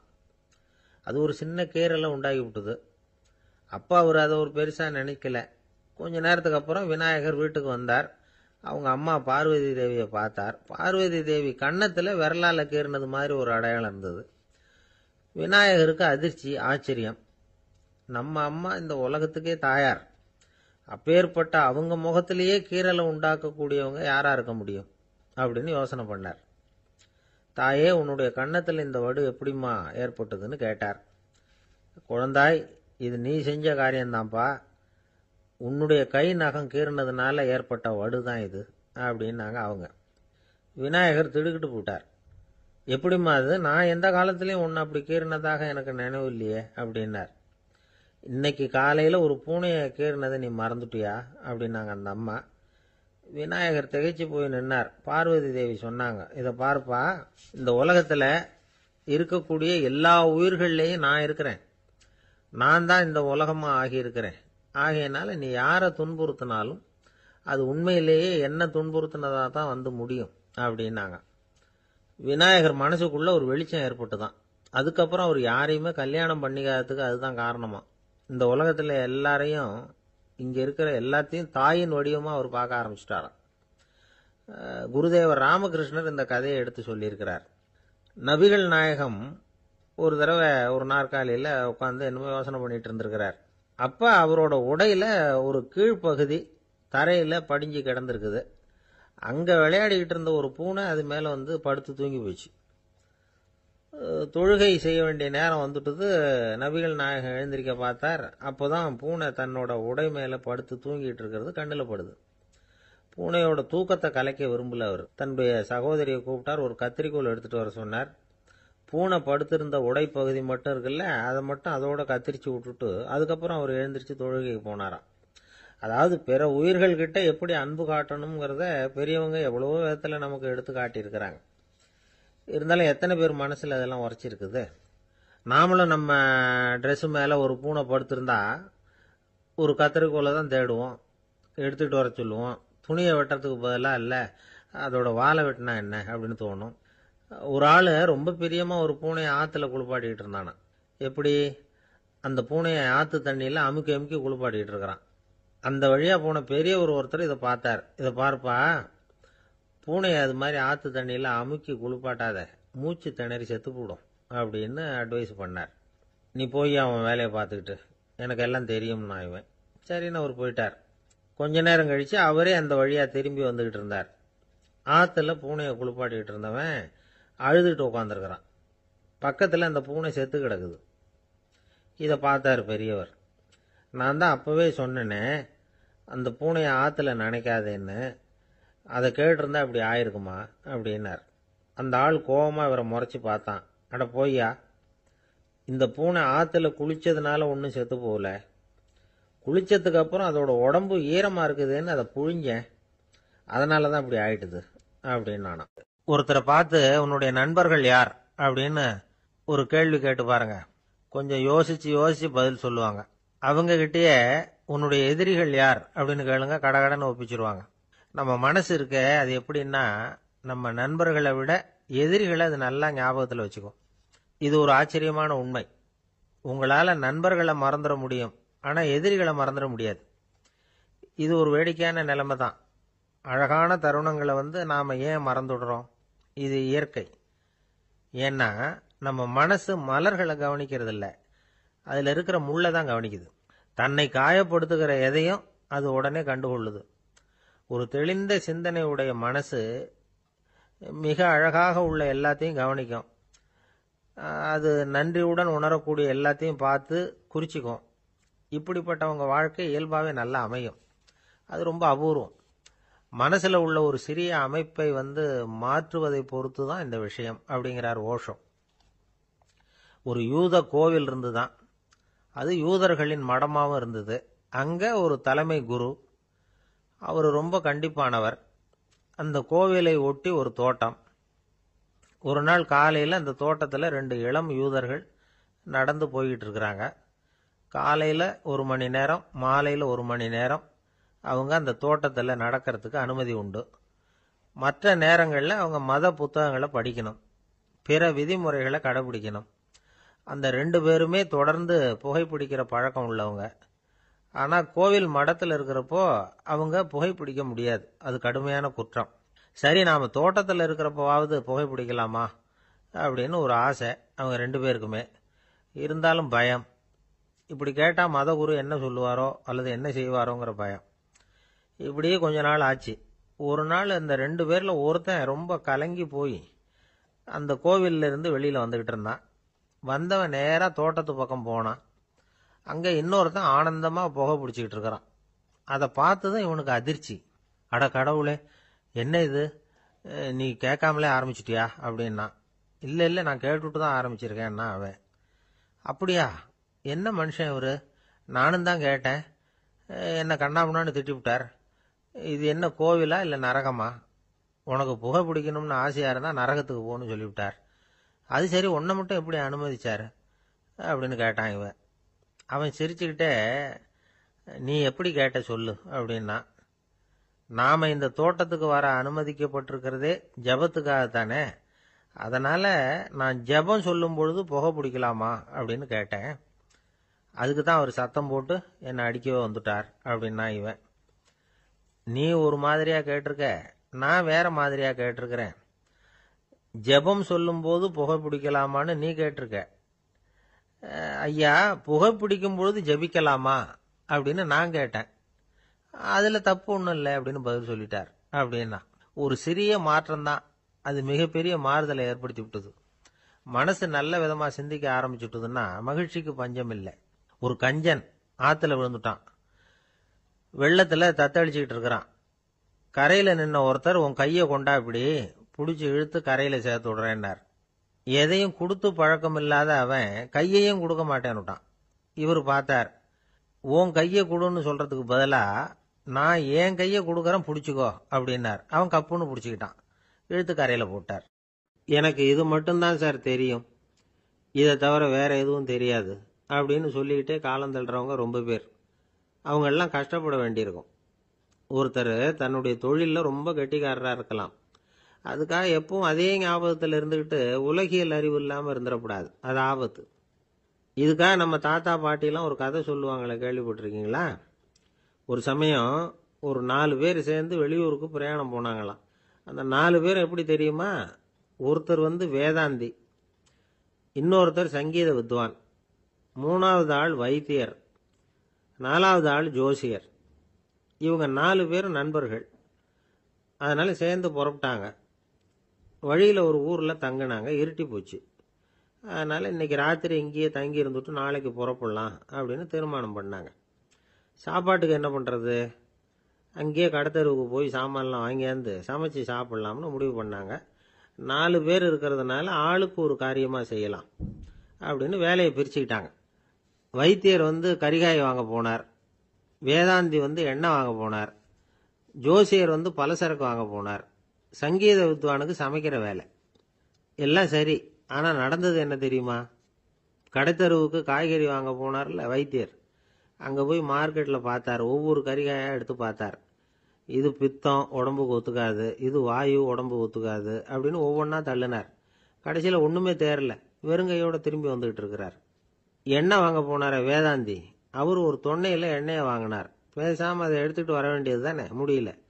அவருடைய வேதாந்த மூளை சிந்திக்க ஆரம்பிச்சுட்டுது. இந்த தொன்னைக்கு எண்ணெய் ஆதாரமா அல்லது எண்ணெய்க்கு தொன்னை ஆதாரமா அப்படிங்கிற ஆராய்ச்சியில் இறங்கினார். என்னாச்சு தெரியுமா? அப்படி கவுத்து பார்த்தார். வாங்கின எண்ணெய் பூராவையும் வழியில் கொட்டிவிட்டு வெறும் தொன்னையோடு சேர்ந்தார். பலசரக்கு வாங்க போனார் ஜோசியர். அவர் ஒரு வழியில் பார்த்தாரு. வழியில் வந்தவங்களெல்லாம் அங்கங்கே ஒரு மரத்தடியில் உட்கார வச்சு அவங்களுக்கெல்லாம் ஆர்வம் சொல்ல ஆரம்பிச்சிட்டார். அப்படி ஒவ்வொருத்தராக சொல்லி முடிச்சுட்டு கடத்தருக்கு போய் சேர்ந்தார். இவர் அங்கே போய் சேர்றதுக்குள்ளே ரொம்ப நேரம் ஆயிட்டுது. கடையெல்லாம் பூட்டிவிட்டு போயிட்டாங்க. என்ன செய்யறது? அவரும் வெறுங்கையோட திரும்பி சேர்ந்தார். சரி, இவங்க கதை தான் இப்படி ஆச்சு. அங்கே சமைக்கிறதுக்காக உட்காந்துருந்தார் சங்கீத வித்வான். அவரு கதை என்னாச்சு தெரியுமா? அங்கே அவர் அடுப்பை பற்ற வச்சு ஒலையை கொதிக்க வச்சார். அதாவது ஒரு பானையில் தண்ணியை ஊற்றி அடுப்பில் வச்சார். அது கொதிக்க ஆரம்பிச்சுது. தண்ணி கொதிக்கிற சத்தம் இருக்குதுல்ல, அது இவருக்கு தாளம் போடுறது மாதிரி இருந்தது. ஒரே குஷி, பாட ஆரம்பிச்சுட்டார். பாடிக்கிட்டே உற்சாகமா கையில் இருந்த கரண்டியால அந்த பானையில தட்டினார், தாளம் போடுறதா நினைச்சுக்கிட்டு. அவ்வளவுதான், பானை பட்டுன்னு உடஞ்சி போச்சு. தலையில கை வச்சுக்கிட்டு அவரும் உட்காந்துட்டார். எந்த தொழில் தெரிஞ்சாலும் சரி, அதை புத்திசாலித்தனமா பயன்படுத்த தெரியலன்னா ஆபத்து தான். அதுக்காக தான் இந்த கதை. ஒரு பஸ் டிரைவர் ரொம்ப கெட்டிக்காரரு. பஸ்ஸை ரொம்ப திறமையா ஆபத்து இல்லாம ஓட்டினதுக்காக பரிசுலாம் வாங்கினவர். அவரே ஒரு படகு ஓட்டுறதுக்காக அழைச்சிட்டு போயிருக்கிறாங்க, மோட்டார் படகு. அதையும் ரொம்ப திறமையா தான் ஓட்டிட்டு போயிருக்கிறாரு. நடுக்கடல்ல போனதும் படகு நின்று போச்சு. மோட்டார்ல ஏதோ கோளாறு. என்ன செய்யலாம் அப்படின்னு அந்த டிரைவரை கேட்டிருக்கிறாங்க படகுல இருந்தவங்க எல்லாம். அப்போ அவர் சொன்னாராம், கவலைப்படாதீங்க, ஒன்றும் பிரச்சனை இல்லை, எல்லாரும் கொஞ்சம் கீழே இறங்கி பின்னாடி தள்ளுங்க, மோட்டார் ஸ்டார்ட் ஆகிடும் அப்படின்னாராம். ஒரு காலத்தில் பிரஷ்யா அப்படின்னு ஒரு தேசம் இருந்தது. இப்போ ஜெர்மனி இருக்குல்ல, இதோட பெரும்பகுதி ஒரு காலத்தில் பிரஷ்யாங்கிற பேரில் இருந்தது. அப்போ அதுக்கு அரசராக இருந்தவர் மகா ஃப்ரெடரிக், அதாவது ஃப்ரெடரிக் தி கிரேட் அப்படின்னு சொல்லுவாங்க. அந்த ராஜாவுக்கு ஒரு சந்தேகம், நாம் பல வகையான வரிகளை விதித்து வசூல் பண்ணுறோம், அப்படி பண்ணி வருமானம் குறைஞ்சிக்கிட்டே போகுதே, இதுக்கு என்ன காரணமாக இருக்கும்? இதுதான் அவருக்கு ஏற்பட்ட சந்தேகம். ஒரு சமயம் அந்த அரசர் தம்முடைய அமைச்சர்களையும் பிரபுக்களையும் தளபதிகளையும் கூப்பிட்டு ஒரு விருந்து வச்சார். விருந்து முடிஞ்சதும் அவங்கள பார்த்து இந்த சந்தேகத்தை கேட்டார். வரிகள் அதிகமாக விதித்து வருமானம் குறையறதுக்கு என்ன காரணம் அப்படின்னு கேட்டார்.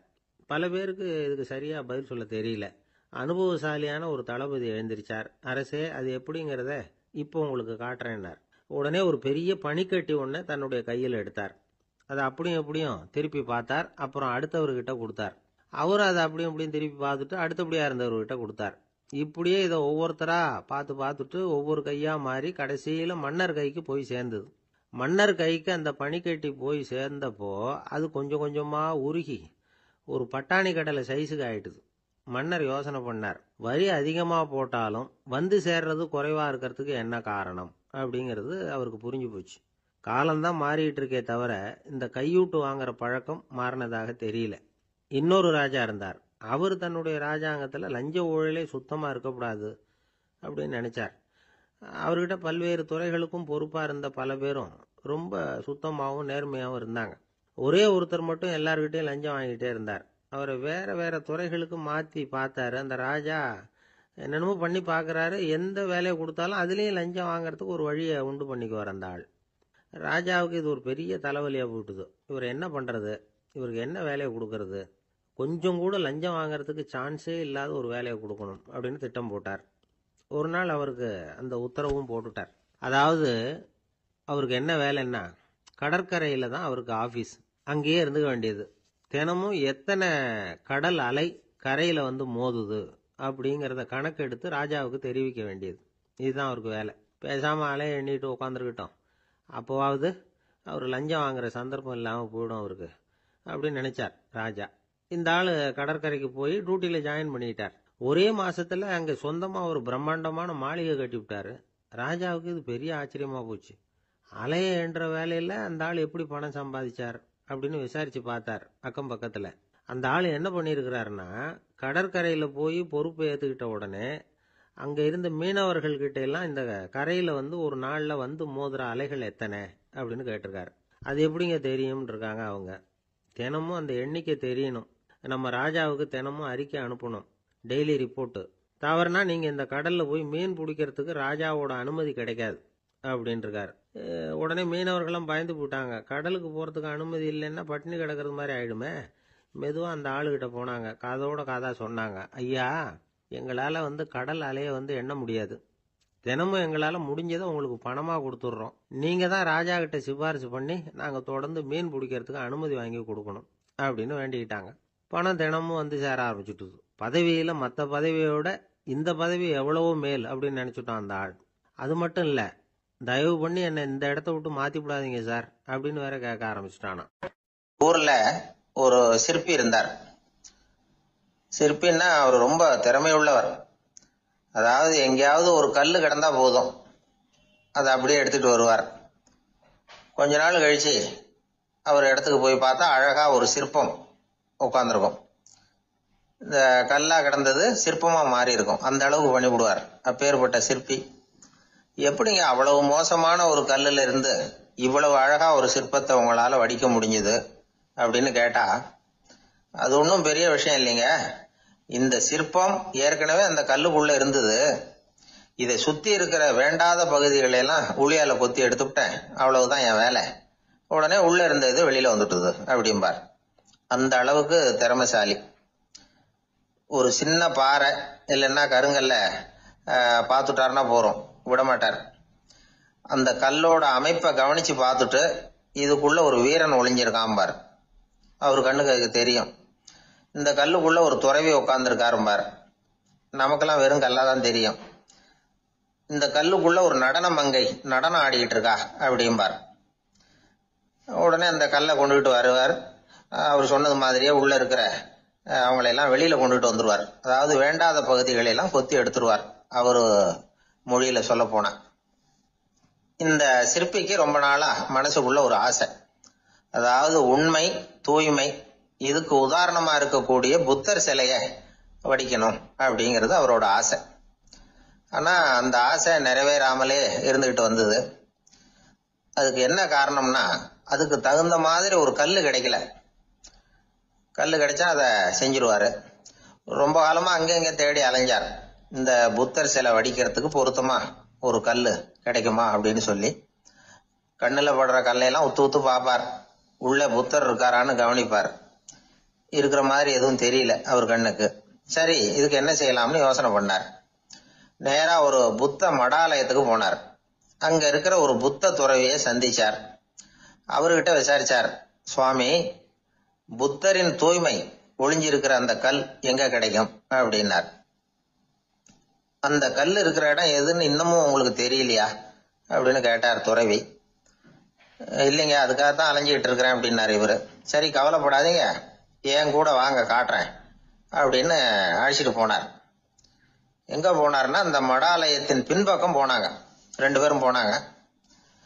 அங்க போய் பார்த்தா அங்க ஒரு கிணறு இருந்தது. என்ன அது, நாம கேட்டது கல்லு, இவர் அழைச்சிட்டு வந்து காட்டுறது கிணறு அப்படின்னு இவருக்கு சந்தேகம். ஒரு மாதிரியா பார்த்தார். அவரு சொன்னார், துறவி எட்டி பாருங்க உள்ள அப்படின்னாரு. கிணறுக்குள்ள என்ன இருக்கும்னு இவருக்கு தெரியாதா, இருந்தாலும் அவர் சொல்றாரு அப்படின்னு சொல்லி எட்டி பார்த்தார். பார்த்தா அதுல தண்ணி இருந்தது. அந்த தண்ணியில தன்னோட உருவம் தெரிஞ்சுது. இப்ப அந்த புத்த ஞானி சொன்னார், துறவியாரே, புத்தரை நாம தான் ஒளிச்சு வச்சிருக்கிறோம், நமக்குள்ளதான் அவர் மறைஞ்சிருக்கிறார். அவரை அடையாளம் தெரியாதபடி மூடி இருக்கிறது எது தெரியுமா? நம்ம கிட்ட இருக்கிற கோபம், போலித்தனம், பதட்டம், ஆசை, இதெல்லாம் தான்.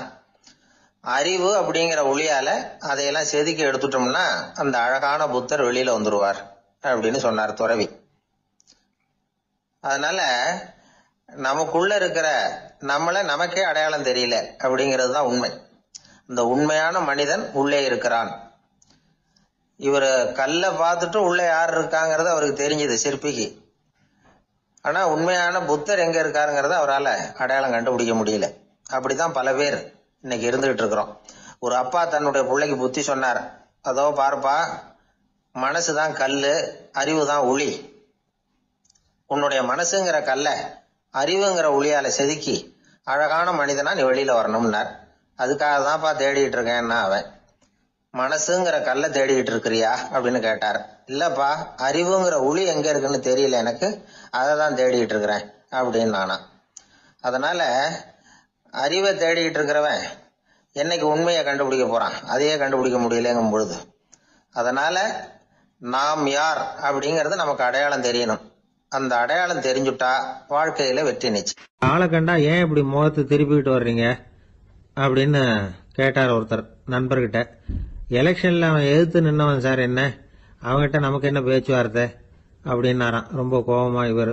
சரி, அந்த ஆள் யாருன்னு கேட்டேன். என் கூட பிறந்த தம்பி தான் சார் அப்படின்னார் அந்த கோபம் குறையாமல். அதாவது நம்ம ஊர் நிலவரம் இப்படி. அதாவது அண்ணனும் தம்பியும் எதிர்த்து நிற்பாங்க தேர்தல்ல, ஒருத்தர் கண்டா பேசிக்கிறது இல்லை. ஆனா இங்கிலாந்துல எப்படி தெரியுமா, அங்க ஒரே மேடையில போட்டி போடுற 2 வேட்பாளர்களும் பேசுவாங்களாம், பட்டிமன்றம் மாதிரி. ஒருத்தர் முதல்ல எழுந்திருப்பார், நான் இந்த தேர்தலில் வெற்றி பெற்றால் என்னென்ன செய்வேன் அப்படின்னு சொல்லிவிட்டு உட்காருவார். அதுக்கப்புறம் அடுத்தவர் எழுந்திருப்பார், அவரு சொல்லுவார், நான் வெற்றி பெற்றா இந்த மக்களுக்கு என்னென்ன செய்வேன், இந்த நாட்டுக்கு என்னென்ன செய்வேன் அப்படிங்கறத சொல்லிவிட்டு உட்காருவார். 2 பேரும் ஒரே மேடையில பேசுவாங்க. மக்கள் 2 பேர் பேச்சையும் கேட்டுக்கிட்டு ஒரு முடிவுக்கு வருவாங்க. இதுதான் அங்க உள்ள பழக்கம். இங்க அப்படி இல்லை. இங்கே ஒருத்தர் பார்த்தாவே முகத்தை திருப்பிக்கிறது. ஒரு தடவை இது மாதிரி ஒரு கூட்டம் நடந்துகிட்டு இருக்கு, அங்க வெளிநாட்டுல தான். நேரத்துக்கு சரியா ஒரு வேட்பாளர் வந்து சேரல. இது இங்கிலாந்துல நடந்த நிகழ்ச்சி. அப்புறம் என்னாச்சுன்னா, ஒருத்தர் வந்துட்டாரு, இன்னொருத்தர் வந்து சேரல. அப்புறம் உடனே அந்த ஒருத்தர் வந்தவர் பேச ஆரம்பிச்சுட்டார். அதாவது அந்த இன்னொருத்தர் சார்பாவே பேசிட்டாராம். அதாவது அவர் வரல, நான் அவரு சார்பா வந்து நான் பேசிடுறேன். அதாவது அவர் ஜெயிச்சுட்டா அவர் என்னென்ன செய்வார் இந்த நாட்டுக்கு அப்படின்னு சொல்லி அவர் பக்கத்துல உள்ள நியாயத்தை எடுத்து இவரே சொல்லிட்டாராம். இப்படிலாம் அங்க நடந்துதான். இது எப்பேற்பட்ட தேர்தல் பண்பாடு பாருங்க. அதனால இன்னொரு விஷயம், இப்ப இங்கிலாந்துல எல்லாம் ஓட்டு கேட்கறப்ப வெற்றியா தோல்வியாங்கிறத ஓரளவுக்கு யூகிச்சு விடலாமா. இப்போ ஒரு வேட்பாளர் ஒரு வீட்டுக்கு முன்னாடி போய் நின்று எனக்கு ஓட்டு போடுங்கன்னு கேட்கறாருன்னு வச்சுங்களேன், அதுக்கு என்ன பார்த்து செய்யறோம், போயிட்டு வாங்க அப்படின்னு சில வீடுகள்ல வாசல்ல நின்னே சொல்லி அனுப்பிச்சிருவாங்களாம். வேற சில வீடுகள்ல எப்படின்னா வேட்பாளரை வீட்டுக்குள்ள கூப்பிட்டு காபி சாப்பிட சொல்லி உபசரிச்சு அதுக்கப்புறம் அனுப்பி வைக்கிறது வழக்கமா. இதுல எந்த வீட்டு ஓட்டு நிச்சயம் தெரியுமா? வாசல்ல நின்னே வழி அனுப்பி வச்சுடுறாங்க பாருங்க, அவங்க ஓட்டு நிச்சயம். உள்ள கூப்பிட்டு காபி கொடுத்து அனுப்புறாங்க பாருங்க, அவங்க ஓட்டு நிச்சயம் இல்லையா. சரி, அப்புறம் ஏன் அந்த உபசரிப்பு அப்படின்னு கேட்டா அதுக்கு ஒரு காரணத்தை சொல்றாங்க. அதாவது அது ஒரு அனுதாபத்தை தெரிவிக்கிற முறையா. ஐயோ பாவம், நாம இவருக்கு ஓட்டு தான் போட போறதில்ல, இதையாவது செய்வோம், காப்பியாவது சாப்பிட்டு போகட்டும் அப்படிங்கிற எண்ணமா. இப்படி அந்த ஒரு பழக்கம். ஆக அந்த ஊர்ல நிறைய காபி சாப்பிடணும்னு ஒருத்தர் ஆசைப்பட்டா தேர்தலில் தோத்து போறதுக்கு தயாரா இருக்கணும். ஒரு சமயம் ஒரு ஊர்ல தேர்தல் நடந்துதான். ஒரு தொகுதியில நின்று தோத்து போன ஒருத்தர் கையில ஒரு துப்பாக்கியோட ஊருக்குள்ள சுத்திக்கிட்டு இருந்தாராம். ஒரு போலீஸ்காரர் அவரை பார்த்துட்டு சந்தேகப்பட்டிருக்கார். அதனால அவரை தடுத்து நிறுத்தி என்ன இது துப்பாக்கியோட சுத்துறீங்களேன்னு விசாரிச்சிருக்கார். இதுக்கு அவர் சொன்னாராம், சார், இந்த தொகுதியில மொத்தம் 1,00,000 வாக்காளர்கள், அதுல எனக்கு 10,000 பேர் மட்டும்தான் எனக்கு ஓட்டு போட்டிருக்கிறாங்க. அப்படின்னா எனக்கு வேண்டாதவங்க இந்த தொகுதியில 90,000 பேர் இருக்கிறாங்கன்னு அர்த்தம். இப்படி ஒரு சூழ்நிலையில நான் என்னுடைய பாதுகாப்புக்கு ஆயுதம் இல்லாம நடமாடலாமா அப்படின்னு கேட்டாராம். எவ்வளவு எச்சரிக்கை பாருங்க. நம்ம ஊர்ல சில பேர் ஓட்டு கேட்கிற விதமே தனி. ஒருத்தர் ரொம்ப சாமர்த்தியமா ஓட்டு கேட்பாராம். அவர் எப்படின்னா, ஒரு வீட்டுக்கு போறாருன்னு வச்சுங்களேன், அந்த நேரம் அந்த வீட்டுக்காரரு என்ன செஞ்சுக்கிட்டு இருக்கிறாரோ அதே வேலையை இவரும் கொஞ்ச நேரம் செய்வாராம், அவருக்கு ஒத்தாசையா. அதுக்கப்புறம் மெதுவா பேச்சு கொடுப்பார், ஓட்டு கேட்பார், இது மாதிரி எலெக்ஷன்ல நிக்கிறேன் கவனிக்கணும்னு. அது மாதிரி ஒரு தடவை அவர் போனப்ப அங்க வந்து அவர் என்ன பண்ணிட்டு இருக்காரு, வீட்டுக்கு பின்னாடி மாட்டு கொட்டையில பால் கறந்துகிட்டு இருக்காரு ஒரு பசு மாட்டுக்கிட்ட. அந்த வீட்டுல இவர் ஓட்டு கேட்க போனவர் இவர் ஓடி போய் இன்னொரு சொம்பை எடுத்துக்கிட்டு அதே மாட்டுக்கு இன்னொரு பக்கம் போய் உட்காந்துக்கிட்டு இவரும் பால் கறக்க ஆரம்பிச்சிட்டார். எதிர உட்காந்துட்டு இருக்காரு அவரு, இவர் இந்த பக்கம் உட்காந்துருக்காரு. கீழே கொஞ்சம் குனிஞ்சு பார்த்தா ஒருத்தர் முகத்தை ஒருத்தர் பார்க்கலாம். கொஞ்ச நேரம் ஆனதுக்கு அப்புறம் இவர் மெதுவா அவர்கிட்ட பேச்சு கொடுத்தாராம். இது மாதிரி நான் எலெக்ஷன்ல நிக்கிறேன், நீங்க ஓட்டு போடணும், அதுக்காக தான் வந்தேன்னாராம். அது முடியாதுங்களேன்னாராம் அவரு. ஏன்னு கேட்டிருக்கார். நான் இந்த வீட்டுக்காரன் இல்ல, நானும் உன்ன மாதிரி ஓட்டு கேட்க வந்தவன் தான் அப்படின்னு. ஜெருசலேம் அங்க உள்ள ஒரு தேவாலயம், அதுல உள்ள பலிபீடத்தின் முன்னாடி ஒரு பெட்டி உண்டு. அது காணிக்கை பெட்டி. ஆலயத்துக்கு வர்றவங்க பிரார்த்தனை பண்ணிவிட்டு திரும்பி போற சமயத்துல அந்த பெட்டியில காணிக்கை போடுவாங்க. அவங்களால எவ்வளவு முடியுமோ அவ்வளவு போடுறது வழக்கம். அவங்கவுங்க வசதிக்கு தகுந்த மாதிரி போடுவாங்க. வசதி உள்ளவங்களா இருந்தாலும் சரி, வசதியே இல்லாத வறியவர்களா இருந்தாலும் சரி, ஆலய காணிக்கை பெட்டியில காசு போடுறது அவங்களுக்கு ரொம்ப பெருமையான ஒரு செயல். ஒரு சமயம் இயேசு தம்முடைய சீடர்களோடு அந்த ஆலயத்துக்கு வரார். அங்க உட்காந்து ரொம்ப நேரம் வழிபாடு பண்ணிட்டு இருக்கிறார். சீடர்களும் அந்த ஜபத்துல கலந்துகிட்டாங்க. வழிபாடு முடிஞ்சுது. இயேசு உட்கார்ந்துருக்கிறார். காணிக்கை பெட்டியில காசு போடுறவங்கள கவனிக்கிறார். சீடர்களும் அதையே கவனிச்சுக்கிட்டு இருக்கிறாங்க. ரொம்ப பேர் வரிசையா வந்தாங்க. அவங்களால முடிஞ்ச அளவுக்கு காசு போட்டுட்டு அவங்க பாட்டுக்கு போய்கிட்டு இருக்கிறாங்க. வசதியானவங்க நிறைய பேர் வந்தாங்க. அதுக்கு மத்தியில வயசான ஒரு அம்மா, அவங்களும் வந்து காசு போட்டுட்டு போறாங்க. இப்போ இயேசு தன்னுடைய சீடர்கள் பக்கம் திரும்பினார். ஒரு கேள்வி கேட்டார். இப்போ இந்த காணிக்கை பெட்டியில நிறைய பேர் வந்து காசு போட்டுட்டு போறத நீங்க கவனிச்சிங்க. இன்னைக்கு இந்த காணிக்கை பெட்டியில ரொம்பவும் அதிகமா காசு போட்டது யார் அப்படின்னு கேட்டார். முதல்ல வந்தார ஒரு பெரிய மனுஷன், அவர் தான் அதிகமா போட்டார் அப்படின்னாரு ஒருத்தர். மூணாவதா வந்தவர் தான் அதிகமா போட்டார், நான் கவனிச்சேன் அப்படின்னாரு இன்னொருத்தர். இப்படி ஆளுக்கு ஒரு விதமா சொல்றாங்க. கடைசியா இயேசு சொன்னாராம், இன்றைக்கு அந்த பெட்டியில அதிகமா காசு போட்டவங்க அந்த வயசான அம்மா தான் அப்படின்னாராம். சீடர்களுக்கு ஒன்றும் புரியல. அந்த அம்மா ரொம்பவும் ஏழையாச்சே, அவங்க எப்படி அதிகமா காணிக்கை செலுத்த முடியும் அப்படிங்கறது அவங்க சந்தேகம். இயேசு விளக்குனார். நிறைய பேர் வந்தாங்க, நிறையவே காசுகள் போட்டாங்க, அது உண்மைதான். ஆனால் அந்த அம்மா என்ன பண்ணாங்க கவனிச்சிங்களா? வந்தாங்க, தன்னுடைய காசு பையை திறந்தாங்க, அப்படியே கொட்டுனாங்க. அதில் இருந்தது 2 காசுகள் தான். அந்த 2 காசும் காணிக்கை பெட்டியில் விழுந்துட்டுது. மற்றவங்கள்லாம் தங்கள்கிட்ட இருந்த செல்வத்தின் ஒரு சிறு பகுதியை எடுத்து பெட்டியில் போட்டாங்க. ஆனால் இந்த அம்மா தன்கிட்ட என்ன இருந்ததோ அதை அப்படியே போட்டுட்டாங்க. தன்னுடைய பிழைப்புக்காக வச்சிருந்த அவ்வளவையும் இழக்கிறதுக்கு தயாராயிட்டாங்க. அவ்வளவு தாராள மனசு அவங்களுக்கு. அதனால அவங்க செலுத்தின காணிக்கை தான் அளவில் அதிகம் அப்படின்னார். விலை மதிப்பில்லாத முத்து புதையல் ஒருத்தனுக்கு கிடைக்க போகுதுன்னு வச்சுக்கோங்க. அதன் மதிப்பை உணர்ந்தவன் என்ன பண்ணுவான்? அதை அடையறதுக்காக தன்கிட்ட இருக்கிற எதையும் கொடுக்கறதுக்கு தயாரா இருப்பான் இல்லையா? அது மாதிரி தான் இதுவும் அப்படின்னார். உலக மதிப்பீடுகளை துரும்பா தூசியா மதிச்சு அதையெல்லாம் உதறி விடுகிறவன் இறையருள் அப்படிங்கிற இணையில்லாத செல்வத்தை பெறுகிறான் அப்படிங்கிறது இதுல உள்ள கருத்து. இறைவனுக்காக இழப்பதுன்னா துன்பப்படுகிறவர்களுக்காக, ஏழைகளுக்காக, ஏதுமற்றவர்களுக்காக இழப்பது அப்படின்னு அர்த்தம். உங்கள் அயலானுக்கு நீங்கள் என்ன உதவி செய்தாலும் அதை எனக்கே செய்கிறீர்கள் அப்படின்னு இயேசு சொல்லியிருக்கிறார். அடுத்தவங்களுக்கு உதவணுங்கிற குணம் இன்னைக்கு ரொம்ப குறைஞ்சி போச்சு. ஒருத்தன் வாழைப்பழத்தோல் வழுக்கி கீழே விழுந்துட்டான். பக்கத்தில் இருந்த நண்பன் உடனே அவனை தூக்கிக்கிட்டு போய் ஆஸ்பத்திரியில் சேர்த்துட்டான். அதுக்கப்புறம் சொன்னான், நீ அந்த வாழைப்பழத்தோலில் காலை வைக்க போகிறத முன்னாடியே நான் கவனிச்சுட்டேன் அப்படின்னு நானா. அப்படின்னா அப்போவே நீ எனக்கு உதவி செஞ்சிருக்கலாமே அப்படின்னு நானா. அவன், நான் டாக்டருக்கு உதவலாம்னு நினச்சிட்டேன் அப்படின்னா இவன். 14ஆம் பாட்டு. உங்கள் புழக்கடை தோட்டத்து வாவையுள் செங்கடு நீர் வாய் நெகிழ்ந்து ஆம்பல் வாய் கும்பினகான் செங்கல் பொடிக்கூரை வெண்பல் தவத்தவர் தங்கள் தெருக்கோயில் சங்கிடுவான் போதந்தார் எங்களை முன்னம் எழுப்புவான் வாய்பேசும் நங்காய் எழுந்திராய் நாணாதாய் நாவுடையாய் சங்கொடு சக்கரம் ஏந்தும் தடக்கையன் பங்கைய கண்ணானை பாடேலோர் எம்பாவாய். நேற்று முன்னதாக எழுந்து எங்களையெல்லாம் எழுப்புவதாக வாய்கிழியச் சொன்ன பெண்ணே, அதையெல்லாம் மறந்துவிட்டு உறங்குகிறாயே, உனக்கு வெட்கமாக இல்லையா? பேச்சு மட்டும் பிரமாதமாக இருக்கிறதே. உன் வீட்டு புழக்கடை தோட்டத்தில் உள்ள சிறுகுளத்தில் செங்கழுநீர் மலர்கள் பூக்கத் தொடங்கிவிட்டன. ஆம்பல் மலர்கள் வாய்மூடிக் கொள்கின்றன. செங்கற்பொடியாலே காவி நிறமாக்கப்பட்ட ஆடையுடன் தூய்மையான வெள்ள பற்களை கொண்ட துறவிகள் தங்கள் திருக்கோயில்களின் வழிபாட்டிற்காக செல்லுகிறார்கள். விடிந்து விட்டது என்பது இப்போதாவது உனக்கு தெரிகிறதா? சங்கையும் சக்கரத்தையும் ஏந்திய நீண்ட கரங்களை உடைய, தாமரை போன்ற கண்களுடைய திருமாலை பாடுவதற்கு எங்கள் குழுவில் நீயும் வந்து சேர்ந்து கொள் வா என்று அழைக்கிறார்கள். இதில் எழுப்பப்படுகிற பெண் 3 விடிகள் உடையவள். அவளை 3 வார்த்தைகளாலே அழைக்கிறார்கள்.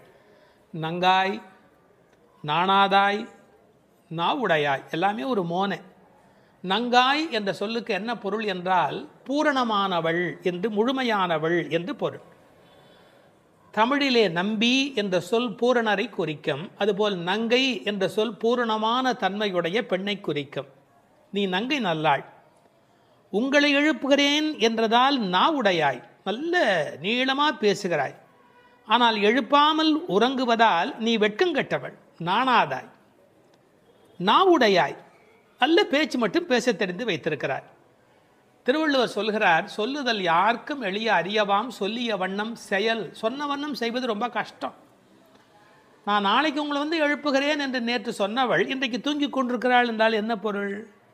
அதாவது மனிதர்கள் உயர வேண்டும் என்று நினைப்பார்கள், எண்ணம் அவர்களுக்கு தோன்றிவிடும், எல்லாரிடத்திலும் சொல்லிவிடுவார்கள், நிறைவேற்றுவதற்கு கஷ்டப்படுவார்கள். இந்த தமஸ் என்கிற தமோ குணம் இருப்பதாலே மனிதர்கள் முன்னேற முடியாமல் கஷ்டப்படுகிறார்கள். எல்லார்ட்டையும் சொல்லுவார்கள், ஆனால் அவர்கள் பின்பற்ற முடியாதபடி அவர்களுக்கு ஆகிவிடும். இப்படி சொன்ன உடனே அந்த பெண் உள்ளே இருக்கிறவள் பொழுது விடிந்தது என்பதற்கு என்ன அடையாளம் என்று கேட்பாள் அல்லவா? இவர்கள் கொஞ்சம் கோபமாக பேசுகிறார்கள். போ, உன் வீட்டு தோட்டத்தில் போய் பார். பேசுகிற போது தோழிகள் உங்கள் வீடு அப்படின்னு பிரித்தாலே கோபமாக இருக்கிறார்கள்னு பொருள். உங்கள் புழக்கடை தோட்டத்து வாவியுள், போய் பாரு, உங்கள் வீட்டு தோட்டம், அதில் ஒரு குளம் இருக்குது, அந்த குளத்தில் போய் பாரு என்ன நடந்திருக்குன்னு தெரியும். நீங்கள் பழைய வாழ்க்கை இருக்குது பாருங்கள், வீடுலேயே ஒரு சின்ன குளம் இருக்கும். பின்பக்கம் போனால் பின்னால் அந்த தோட்ட வெளியில் ஒரு சின்ன குளம் இருக்கும், அதில் பூக்கள் பூத்து இருக்கும், மீன்கள் விளையாடி கொண்டு இருக்கும்.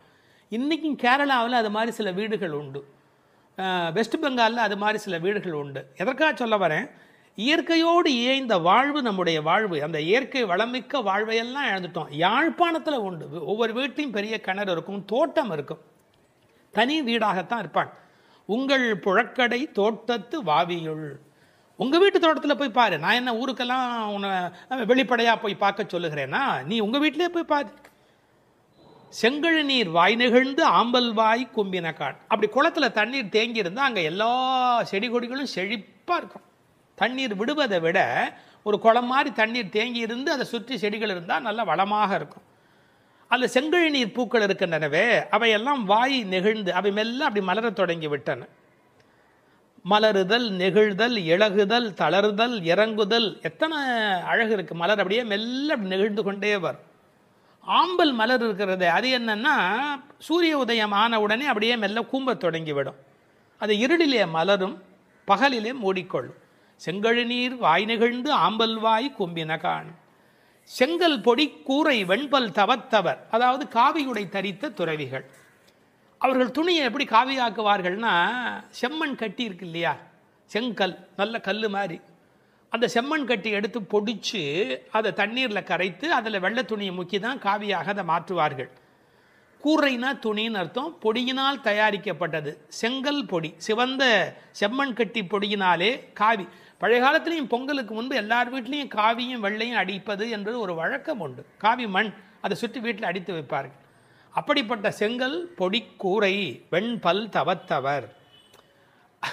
இதில் என்ன ஒரு குறிப்பு இருக்குன்னா, அந்த துறவிகளுக்கு பல் விளவிலேன்னு இருக்குன்னு. எதுக்காக இதை சொல்லணும்? பழைய மரபு எப்படின்னு கேட்டால், சமண துறவிகள் பல் விளக்க மாட்டார்கள், அவர்களுடைய பல் அமைப்பு வேறையாக இருக்கும். சைவ வைணவ சன்னியாசிகள் பல் விளக்குவார்கள்.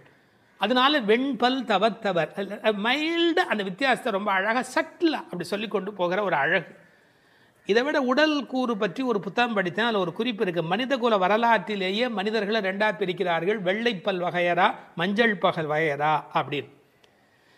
வேதத்தில், ருக்வேதத்தில் ஒரு ஸ்லோகமே இருக்கிறதா, எங்கள் பல் மஞ்சள் நிறம் அடையாதபடி இருக்கட்டும் அப்படின்னு பிரார்த்தனை செய்வதா ருக்வேதத்தில் ஒரு ஸ்லோகமே இருக்கிறதா.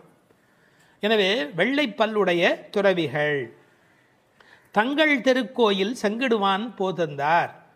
சைவ வைணவ சன்னியாசிகள்னு சொல்லணும், ரொம்ப வலிந்து சில பேர் வைணவ சன்னியாசிகள் மட்டுமே என்று சொல்வார்கள். தங்கள் திருக்கோயிலுங்கிற வார்த்தை தான் நமக்கு அதை நல்ல பிரித்து கொடுக்கும். அவங்கவுங்க கோயிலை திறந்து வைக்கிறதுக்கு போகிறாங்க. தங்கள் திருக்கோயில், தங்களுடைய கோயில். சங்கிடுவான்னு சொன்னால் சாவி போட்டு திறக்கணும், அதுக்கு சங்குன்னு பேர். சாவிக்கு சங்குன்னு பேர். இன்னொரு பொருள் கோயில் திறக்கிற போது சங்கு ஊதுகிற வழக்கமும் உண்டு, மங்கள பொருளாக சங்கு ஊதுகிற வழக்கமும் உண்டு. தங்கள் திருக்கோயில் சங்கிடுவான் போதந்தார், கோயிலை திறப்பதற்காக போய்விட்டார்கள். எங்களை முன்னம் எழுப்புவான் வாய்பேசும் நங்காய் எழுந்திராய் நானாதாய் நாவுடையாய். எங்களை முன்னாடி எழுப்புறேன்னு சொன்னியம்மா, ஆனால் இப்போ வெட்கம் இல்லாமல் தூங்கி கொண்டிருக்கிறாயே. அப்போது நானாதாய் நாவுடையாய், இந்த நாவுடையாய்ங்கிற சொல்லுக்கு எப்படி பொருள் சொல்வது? அதாவது நாவினுடைய பயனே என்ன என்பதை இளங்கோடிகள் சிலப்பதிகாரத்தில் சொன்னார். பஞ்சவர்க்கு தூது நடந்தானே ஏத்தாத நா என்ன நாவே. வடவரையை மத்தாக்கின்னு ஒரு பாட்டு வரும் இல்லையா, அந்த பாடலில் பஞ்சவர்க்கு தூது நடந்தானே ஏத்தாத நா என்ன நாவே, நாராயணா என்னாத நா என்ன நாவே. சிலப்பதிகாரத்தில் இளங்கோடிகள் சொல்லுகிறார், நாவினுடைய பயனே நாராயணனுடைய நாமத்தை சொல்லுவது என்று. அப்படி எங்களை எழுப்புறேன்னு பேசுறதுக்கு உனக்கு நாக்கு கொடுக்கல, நீ கடவுள் திருநாமம் சொல்லுவதற்கு தான் உனக்கு நாக்கு கொடுத்திருக்கிறார்கள். உன்னுடைய நாவை பயன்படுத்த வேண்டாத இடத்தில் பயன்படுத்திய குற்றமும், பயன்படுத்த வேண்டிய இடத்தில் பயன்படுத்தாத குற்றமுமாய் 2 குற்றங்கள் செய்து கொண்டிருக்கிறாயே, நியாயமா? சங்கொடு சக்கரம் ஏந்தும் தடக்கையன். நம்ம எப்படிப்பட்ட சங்கு கையில் ஏந்தி இருக்கிறான், அதெல்லாம் ஆழ்வார்கள் அனுபவித்திருக்கிறார்கள். சிலப்பதிகாரத்திலேருந்தே சொல்லுகிறானே, பகைவன் சங்காழியும் பால்வெண் சக்கரமும் தகைபெரு தாமரை கையில் ஏந்தி அப்படின்னு சங்கு சக்கரம் கையில் வைத்து கொண்டிருக்கிறான் ஸ்ரீமன் நாராயணன்.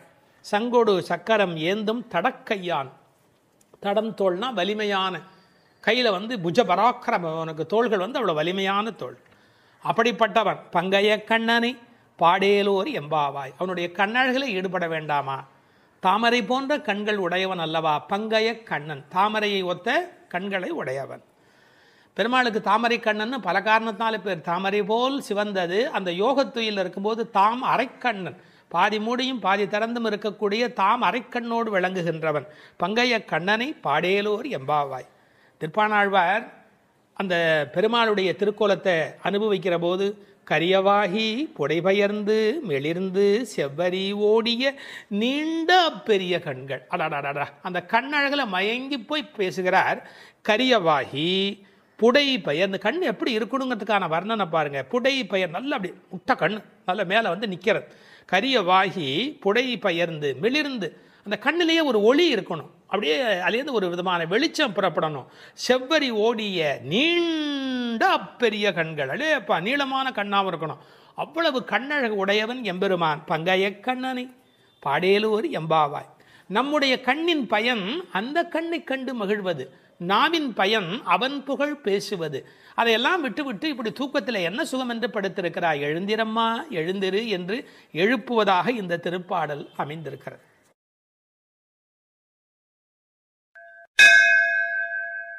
15வது பாடல். முதல் 5 பாடல் பாயிரமாகவும் அடுத்த 10 பாடல்கள் உறங்குவோரை எழுப்புவதாகவும், அந்த உறங்குவோரை எழுப்புவதாக பாடுவதே 10 ஆழ்வார்களை குறிப்பதாகவும் வைணவத்தில் உரை சொல்வது மரபு. இந்த 15வது பாடலில் இளங்கிளியை எழுந்து வா என்று அழைக்கிறாள். எல்லே இளங்கிளியே இன்னம் உறங்குதியோ. இது உரையாடல் பாவத்தில் அமைந்திருக்கிற ஒரு பாடல். எல்லே இளங்கிளியே இன்னம் உறங்குதியோ, சில்லென்று அழையேன் மின்னங்கமீர் போதருகின்றேன். வல்லை உன் கட்டுரைகள் பண்டே உன் வாயறிதும், வல்லீர்கள் நீங்களே நானேதான் ஆயிடுக. ஒல்லை நீ போதாய் உனக்கென்ன வேறுடையை, எல்லோரும் போந்தாரோ போந்தார் போந்து எண்ணிக்கொள். வல்லானை கொன்றானை மாற்றாரை மாற்றழிக்க, வல்லானை மாயனை பாடேலோர் எம்பாவாயே. உரையாடலாக அமைந்திருக்கிற பாடல். இப்பாடலில் எழுப்பப்படுகிற பெண்ணும் சற்று வாய்த்துடுக்கானவள். இவளது தோழிகள் அதனை அறிவார்கள். அதனால் பாடல் முழுவதுமே உரையாடல் அமைப்பிலேயே ஓடிக்கொண்டே இருக்கிறது. எனவே நேரடியாக பாடலை நாம் சிந்திப்போம். எல்லே இளங்கிளியே, உள்ளே உறங்குபவள், வெளியே எழுப்புகிறவர், இருவருக்கும் நடக்கும் உரையாடலில் ஒருவரையொருவர் தாக்கியும் கேலி பேசியும் பிறகு உள்ளுறங்குபவள் பணிந்து போவதுமாக பாடலுடைய அமைப்பு அமைந்திருக்கிறது. இல்லே என்று அழைப்பது பாண்டி நாட்டுக்கு உரிய ஒரு பழக்கம். எல என்பது போல ஒரு சொல் அங்கு ஒலியாக அமைந்திருக்கிறது. அது இகழ்ச்சி குறிப்பு என்றும் பொருள் சொல்லுகிறார்கள், வியப்பு என்றும் பொருள் சொல்லுகிறார்கள். இவ்வளவு பொழுது பிடிந்துமா தூங்குகிறாய் என்ற வியப்பு அந்த எல்லே என்பதில் அடங்கி இருப்பதாக பொருள் கொள்ளுகிறார்கள். திருநெல்வேலி பக்கத்தில் பாண்டி நாட்டில் ஏட்டி என்று பெண்களை கூப்பிடுகிற ஒரு பழக்கம் உண்டு. இல்லை ஏன்னா இன்னும் தூங்கிட்டு இருக்கிற, எந்திரி, இல்லை இந்த சொல்லினுடைய ஒரு அமைப்பாக இருப்பதற்கும் வாய்ப்பு உண்டு. பாண்டி நாட்டுக்கு உரியவள் ஆண்டாள் நாச்சியார். எல்லே இளங்கிளியே, இளமையான கிளி. கிளிக்கும் ஆண்டாளுக்கும் உள்ள தொடர்பு இந்த உலகமறிந்த ஒரு பெரிய விஷயம். இல்லை என்ன பொருள் என்று கேட்டால், இங்கே தூங்கி கொண்டு இருக்கிறாளே அவள் முழிச்சுட்டா. முதல் வீட்டிலே இவர்கள் பாடிய பாடலை கேட்டுவிட்டு அதை பாடிக்கொண்டு இருக்கிறார். அவள் மகா ரசிகை. அந்த முதல் வீட்டில் என்ன பாடினார்களோ அந்த பாடலை வேற இப்போது இனிமையாக பாடிக்கொண்டிருக்கிறார். அப்போ இவர்களுக்கு எவ்வளவு கோபம் வரும்.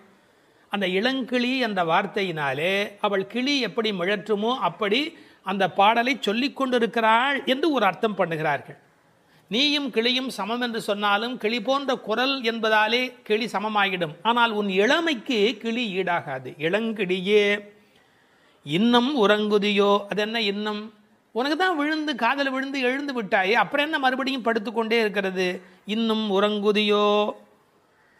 உடனே உள்ள இருக்கிறவள் சொன்னாள், சில் என்று அழையேன் மின். என்னடி சில்லுன்னு கூப்பிடுறீங்க, சிலுகு சிலுகு என்று உரை எழுதுவார்கள். அதாவது எலும்பை பனி குளிர் தொலைக்கும், அப்படி ஊசி குத்துற மாதிரி எலும்பை தொலைக்கும். அது மாதிரி உங்கள் சொல் என் எலும்பை தொலைக்கிறது. எப்படி சிலீர் என்று பனி போய் எலும்பை தொலைக்குமோ அப்படி உங்கள் வார்த்தை என்னை தொலைக்கிறது. சில்லென்று அழையேன் மின், என்ன அப்படி கூப்பிடாதீர்கள் என்று சொல்லுகிறார். நங்கமீர், நங்கமீர் என்றால் பூரணமான தன்மை உடையவர்கள். நீங்களெல்லாம் பூரணர்கள். அப்படி இருக்கிற நீங்கள் என்ன போய் இப்படியெல்லாம் சொல்லலாமா? இந்த வார்த்தையை கேட்டு என்னால் எப்படி சகித்து கொள்ள முடியும்? என்னால் முடியாது என்று. இவர்கள் என்ன சொல்லுகிறார்கள், நீ கிருஷ்ணனை அனுபவித்து கொண்டு படுத்திருக்கிறாய். அவ என்ன நினைக்கிறா, அந்த கிருஷ்ணானுபவத்தில் இவர்கள் அழைப்பதே இடையூறாயிற்றுன்னு நினைக்கிறாளோ என்று ஒரு பொருள் சொல்வார். அதுக்கு நீங்கள் யாரும் நினைத்து பார்க்க முடியாத ஒரு உரை வைணவத்தில் ஒரு அற்புதம். பெருமாள் கோயிலில் போய் உட்கார்ந்துருக்கிறோம், ஒரு நல்ல காலட்சேபம் கேட்டுக்கொண்டிருக்கிறோம். அருமையாக ஒரு மனிதர் பாசுரத்துக்கு வியாக்கியானம் சொல்லி கொண்டிருக்கிறார். அப்போது அந்த கோயிலுக்கு உள்ளே இருந்து பலிமூர்த்தி அது வெளியில் டம் டம் டம் என்று ஒலி எழுப்பு கொண்டு வந்தால், இங்கே நல்ல காலட்சேபம் கேட்பதற்கு அந்த பெருமாள் எழுந்தருளுவதே கொஞ்சம் லேசாக ஒரு ஒரு ஒரு அசௌகரியமாக தெரியாதா? இது என்னுடைய வார்த்தை அல்ல. திருவரங்கத்தில் சந்திர புஷ்கரிணி கரையில் திருப்புன்னை மரத்தின் கீழே பெரியோர்கள் பலர் கூடி திருவாய்மொழி அர்த்தானுசந்தானம், அர்த்தத்தை அனுசந்தானம் பண்ணி கொண்டிருக்கிறது. அர்த்தானுசந்தானம் பண்ணி கொண்டிருக்கிற போது பலி சாதிக்க செல்வர் எழுந்தருளியது, அந்த மூர்த்தி எழுந்தருளியது அவர்களுக்கு அசகியமாக இருந்தது. அதாவது ரசிக்க முடியாததாக இருக்கிறது, அதை ஏற்றுக்கொள்ள முடியாததாக இருக்கிறது. உற்சவமூர்த்திகளில் ஒருவர் எழுந்து வருகிறார். இந்த காலட்சேபம் கேட்டுக்கொண்டிருக்கிற போது அதுவே அசௌகரியமாக அவர்களுக்கு தெரிகிறது. கொஞ்சம் யோசிச்சு பாருங்க. அது மாதிரி இவள் அனுபவித்துக் கொண்டிருக்கிறாள் கண்ணனை. இவங்க வாசல்லேருந்து கூப்பிடுறது அனுபவத்துக்கு தான் கூப்பிடுகிறார்கள், ஆனால் அதுவே ஒரு மாதிரி சில்லுன்னு கூப்பிடுற மாதிரி இருக்கிறதா. இவர்கள் பேச்சு கிருஷ்ணனை மனத்தால் அனுபவிக்கும் சுகத்திற்கு இடையூறு ஆயிற்று. அதனால் அவர் சொன்னான், நங்கை மீர் பூரணமான நீங்கள் என்னை இப்படி அழைக்காதீர்கள். போதருகின்றேன், வந்து விட்டேன், வர்றேன் வர்றேன், இதை வந்துடுறேன் அப்படின்னு. சில பேர் வர்றேன் வர்றேன்னு சொல்வார்களே ஒழிய சொல்லியே காலத்தை ஓட்டி கொண்டிருப்பார்கள், வரமாட்டார். கண்ணனை யசோதை அழைக்கிறா, போதர் கண்டாய் இங்கு போதர் கண்டாய், போதரேன் என்னாதே போதர் கண்டாய். இந்த வர்றேன் வர்றேன்னு சொல்லி டயத்தை எடுத்துக்காதே. போதர் கண்டாய் இங்கு போதர் கண்டாய், போதரேன் என்னாதே போதர் கண்டாய். பெரியாழ்வார் திருமொழியில் வருகிறது. சில பேர் வீட்டில் புறப்படும் போது மனைவியை கிளம்பலையா வரலையா அப்படின்னு கேட்பார்கள். அந்த அம்மா ஒரு பதில் சொல்வார்கள், 5 நிமிஷத்தில் வர்றேன்னு அரை மணி நேரமாக சொல்கிறேனே உங்களுக்கு புரியலையாம்பாங்க. 5 நிமிஷத்தில் வர்றேன்னு அரை மணி நேரமாக சொல்கிறேனே உங்களுக்கு புரியலையா அப்படின்னு. அது மாதிரி வர்றேன் வர்றேன்னு சொல்லியே காலத்தை கடத்தி கொண்டிருக்கிறாள். போதருகின்றேன். உடனே வெளியில் இருக்கிறவங்களாம் சொன்னாங்க, வல்லை உன் கட்டுரைகள் பண்டே உன் வாயறிதும், நீ வாயாடி, எங்களுக்கு தெரியாதா உன்னை பற்றி, நீ என்ன பேச்சு பேசுவேன், இட்டுக்கட்டி பேசுறது ரொம்ப கெட்டிக்காரி. அதாவது நடக்காது நடந்ததா சொல்கிற மாதிரி வர்றேன் வர்றேன்னு சொல்கிறிய ஒழிய நீ கிளம்ப மாட்டேங்கிற. கட்டுரைகள், கட்டி உரைத்தல் கட்டுரை, வல்லை உன் கட்டுரைகள், அதில் நீ ரொம்ப கெட்டிக்காரி, வாயாடி இட்டுக்கட்டி சொல்கிறதுல ரொம்ப கெட்டிக்காரி. பண்டே உன் வாய் அறிதம், உன் வாய் என்னன்னு எங்களுக்கு அப்போவே தெரியும், முன்னமே உன் வாயை தெரியும். இப்போ உள்ளே இருந்த பெண்ணுக்கு அழுக வந்துடுத்து. தன்னை வெளியில் இருக்கிறவங்களாம் இப்படி பேசினார்கள். ஒன்று வல்லீர்கள் நீங்களே, என்ன வாயாடின்னு சொல்லாதீங்கடி, நீங்கள் தான் வாயாடிங்க, வல்லீர்கள் நீங்களே. இப்போது வெளியில் இருப்பவர்களுக்கும் உள்ளே இருப்பவர்களுக்கும் இடையில அந்த மோதல் வெடிக்கிறது.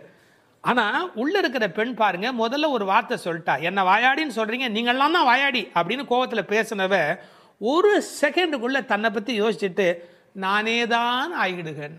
ஆஹா, இதுதான் ஸ்ரீ வைஷ்ணவ லட்சணம் என்று சொல்வார்கள். அதனால தான் அழகிய மணவாள பெருமாள் நாயனார் திருப்பாவை ஆகிறது இப்பாட்டு இரே என்று எழுதி வைத்தார். அது ஏன் இந்த பாட்டுக்கு அவ்வளோ சிறப்பு? ஸ்ரீ வைஷ்ணவர்கள் தவறு இன்னொருவருடையதாக இருந்தாலும் கூட பண்பு நலன் கருதி அது என் தப்பாவே இருந்துட்டு போட்டோம் அப்படின்னு பரதாழ்வானை போல ஒப்புக்கொள்ளுகிற பண்பு இருக்கணுமா. வல்லீர்கள் நீங்களே, நீங்க தான் வாயாடின்னு வெளியில் இருக்கிறவங்கள பார்த்து சொன்னவ நானே தான் ஆயிடுக, நான் தான் அந்த வாயாடியா இருந்துட்டு போறேன், என்ன விடுங்கடி, நானே தான் ஆயிடுக அப்படின்னு. இதை எப்படி அனுபவிப்பார்கள்? இதை விளக்குவதற்காகவே ஆண்டாள் உரையாடல் பாணியிலே இந்த பாடலை எழுதுகிறார். ஏன் இதை வெறுமனை நீதி போதனை மாதிரி பாகவதர்கள் அடங்கி இருக்க வேண்டும்னு சொல்லக்கூடாதா அப்படின்னா, இந்த உரையாடல் இருக்கிற போது அதில் கிடைக்கக்கூடிய அந்த ஒரு சுகம் இருக்கு இல்லையா, ஏன் அனுஷ்டான ரூபமாக அது கிடைக்கும், உபதேச ரூபமாக இல்லாமல், யாரோ அறிவுரை சொல்லுகிற உபதேசமாக இல்லாமல் பின்பற்றுதல் என்கிற அனுஷ்டான ரூபமாக கிடைப்பதற்காக உரையாடல் பாணியில் இதை ஆண்டாள் நாச்சியார் கொண்டு போகிறாள். சரி, இப்போ அடுத்த கேள்வி கேட்டார்கள், வெளியில் நிற்கிறவங்கலாம் அப்போ பக்தியோட ஆமாமா நாங்கள் தான் வாயாடின்னு ஒத்துக்கக்கூடாதா? அப்போ ஒத்துக்கிட்ட பிறகாவது மன்னிப்பு கேட்கக்கூடாதா? அப்போ வெளியில் இருக்கிறவங்களுக்கெல்லாம் ஸ்ரீ வைஷ்ணவ லட்சணம் இருக்க வேண்டாமா? அப்படி வியாக்கியானத்தில் ஒரு வரி எழுதினார்கள், உலகத்தில் உத்தம அதிகாரிகள் பல பேர் கிடைப்பது அரிது, 1-2 பேர் தான் கிடைப்பாங்க.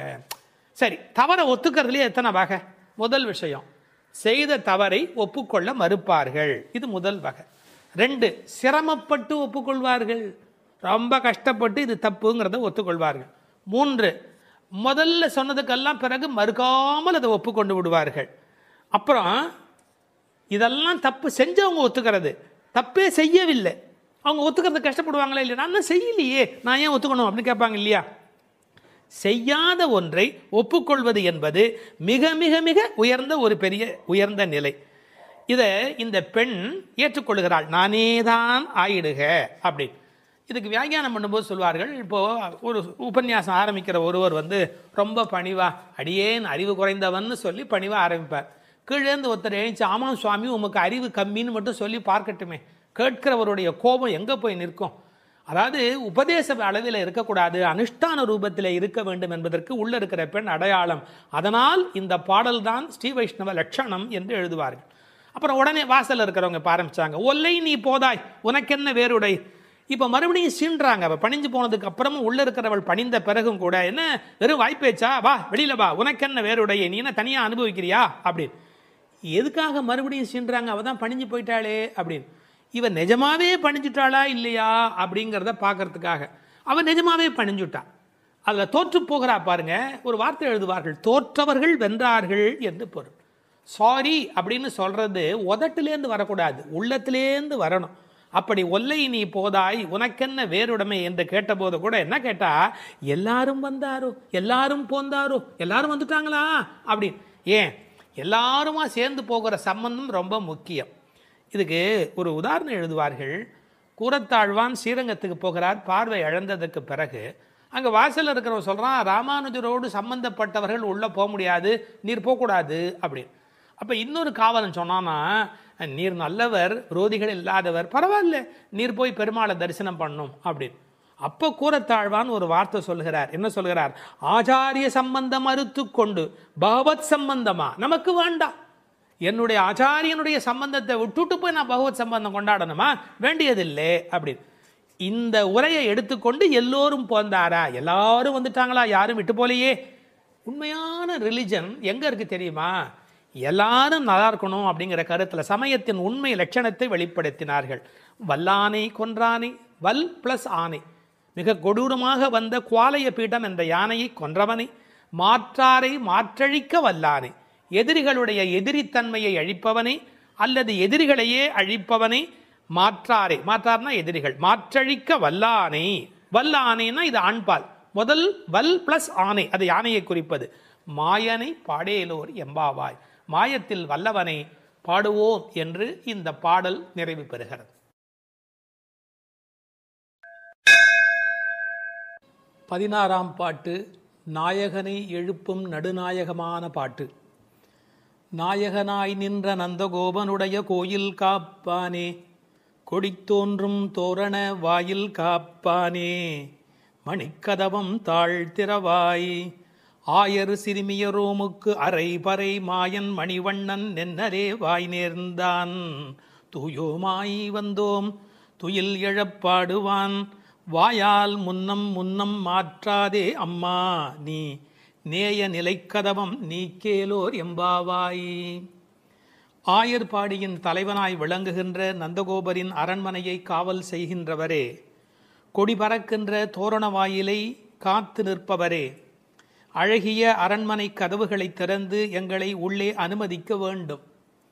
நாங்கள் ஆயர் சிறுமிகள், எங்களுக்கு நோன்புக்கு அங்கமான பறையை தருவதாக நேற்றே எங்கள் கண்ணன் வாக்களித்திருக்கிறார்.